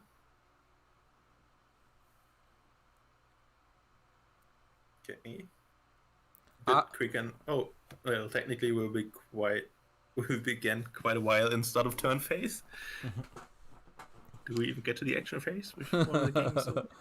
I mean, well, technically will for sure, but game might be over. Yep. Well then, This is surely a win for Mick, I think. so these are already the estates and 3 buys, right? Yeah, that's in hand. If I, drawing there. Yeah, works for sure. Yeah, you But- you definitely wanted to draw, and then like I think it's fine to throw in the wild hunts. It's 1 gain instead of 2 compared to Squire, but like you can still play additional wild hunts for estate gains. Like a wild hunt is like +2 coins +1 buy basically here, whereas Squire is +1 buy +2 coins, and both of those are going to be more than sufficient. Yeah, I'll load. That's what Yeah, I'll load the game from RTT's perspective, and we can take a look at how likely that pile out was beforehand. Okay. But Well, congratulations to Mick, first of all, for making Yes. it to the semifinal.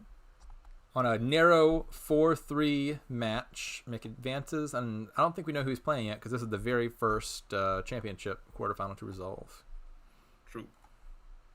One action shot, says RTT. That's interesting.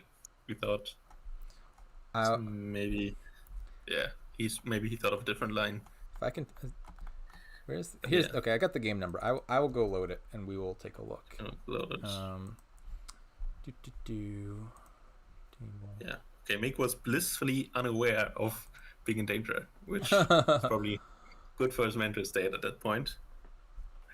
I didn't think he'd be close on anything with the point gap. Yeah, I think Province was probably a little bit safer for Mick. That would have for sure put him out of reach. Yeah. Load from end. We'll bump that back a few. Add a bot. Load game. I need to be from RTT's perspective. Ready up. Yeah. It was interesting. I lost 4-2 to RTT, and I missed the pile out. The fairly easy pile out in the last game, and that's the first thing to read after the game. Like, oh, by the way, yeah. Could have gone to 7 at least, and yeah, that's we true. Can do the same favor to RTT, and I think my worst was in A-League finals. My first A-League finals, I was against VR Smith, and it was game 7, and I had a deterministic win, and I just straight up missed it, and then lost game 7 deciding match for the league finals, and that was a painful way to end that one. I don't think I've had a 4-3 championship match no, I've had plenty of those, but none of them came down to that close of a tie. So where were we undoing to?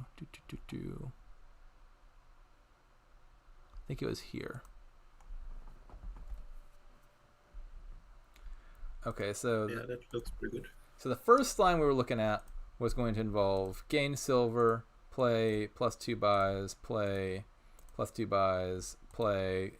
Doesn't really matter whether you do actions or buys first. So the problem with this line was you play the imp, and then you do this, and it looks like it wouldn't have worked out because you would do points, buys, and you buy 1, 2, 3, 4, 1, 2, 3, and then you're 2 money short of buying the duchy. And it was a 50-50 to draw either the curse or the silver. So if these cards were in the reverse order, that would be winning. And so as it turns out, from the seed, it would have been a loss. And you could have taken that gamble as RTT. Fairly straightforward 50-50. Yeah. Now, one thing I was wondering was, do you have enough actions to do it the other way around? And might not work, where you play this, butterfly this. Oh, why is it not loading? Does that not work? Imp can't be returned to its pile, right? Can't it? It doesn't have to be a supply pile. It just has to be a pile. Unless I mean, usually you can't return things to their pile if they're not supply piles. No, I think that's not true. So okay. I could be wrong. Someone can correct me, but I believe Butterfly and such don't work with cards that literally have no pile, so like Necropolis and Black Market cards. But I'm pretty sure you can return stuff to non-supply piles. Like, yeah, you can Butterfly a Spell Scroll, for example. So why wouldn't this work? You absolutely can. Okay. drsteelhammer, tell him to enable chat. Enable chat. Oh yeah, there we go. My bad. Chat is now on, I believe. Yes, it is. So why am I not able to butterfly this for a silver? Try refreshing. Oh, maybe it's my client is lagging. I did just hit the 3 minute. Yeah, okay. Return it. Yeah, okay. I'm just talking on. Okay, so it works just fine. And for some reason, it was frozen. We'll fix it in post. Oh, that's right. The butterfly autoplay is bugged at the moment, and it will freeze. That's what we were looking at. It wasn't a rules thing. It was a client thing. Okay, so now we do this, and then we throw in this, and we go plus buy, play, plus action. This looks like a deterministic win to me. Oh. Yep. So there was a win. Wait, aren't you one shot? Am I? Did I mess it up somehow? Why did that not? Oh, that is one short because you gained 1 extra money off the squire they didn't count for. So that doesn't actually work. Ooh, fascinating. So the imp line doesn't make enough money. All right. So that was important to think about. I don't want to keep you here as I search for a win if you want to go, but I'm going to spend a few more minutes looking at this. So we had a 50% line that, as it turns out, would have lost anyway, which I think if I'm RTT, I'm consoled by because it means the miss didn't actually matter. It would be Yeah. would make for a better dramatic. That is true. That would have been Final. super dramatic. Is there a better line here? I wonder if you can gain silver with Squire and draw it with a throned imp. So, see if I'm doing the line you're suggesting right, Crabcat. Are you suggesting gain 2 silvers?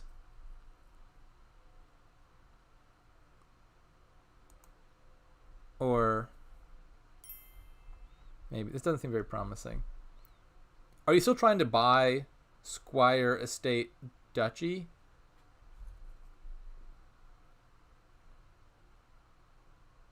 I'll try so gain 2 silvers, play Throne Room, play Imp. The second Imp is going to be wasted because we can't play anything, and there's no point in drawing the curse. So I don't know, butterfly. It doesn't matter. Return it. Gain a silver, and then 2 action. This is going to be way too few buys. Looks like. So that doesn't work. I don't think that line does anything. Any other lines here that might work? So, what about playing Wild Hunt twice? I think that's also going to come up 1 money short because you're not throning the Squire. Tormentor to gold. My guess is that'll be actions short because the Tormentor is the only thing the Imp could play.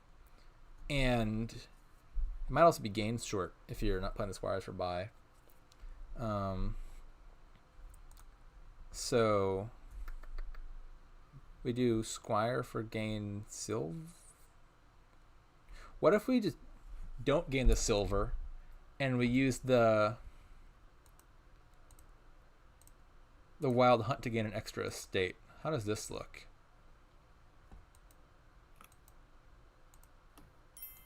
Does this win?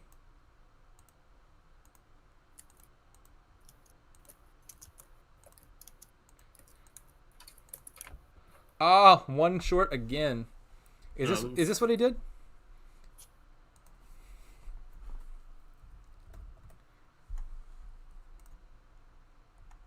Yeah. So it is suspiciously close, but I feel like we've tried the most promising lines here. And I think the best we had was the 50-50 that is circumvented by that blasted curse. We need to go 1 turn back. Yeah. Yeah. I'm going to say probably not a win here, and we can call the recording there. Maybe there's something here that was not found, and someone will find it in a distant future date. All right. Good commentating with you. Yeah, it was a pleasure. False alarm. I'm back. Turns out there's a win from this position, and Haka3 found it pretty much immediately after the recording ended. So it goes like this. It's basically halfway between the 2 lines we were looking at. So you do the Imp turn into silver thing, you draw it, and then you play the Tormentor with the Imp because you got to play it now or else you won't have enough actions to play it. And then you throne the Wild Hunt to gain estates. And this line actually ends up working out exactly. Do Squire for actions, Squire for buys, Squire for buys, and 17 is exactly enough money and exactly enough buys to score exactly enough points for a tie, which, because RTT is player 2, would be a true tie and, given tournament rules, a win for the second player in the final game. So there was a deterministic win for RTT, but a very tricky one to find, to be sure.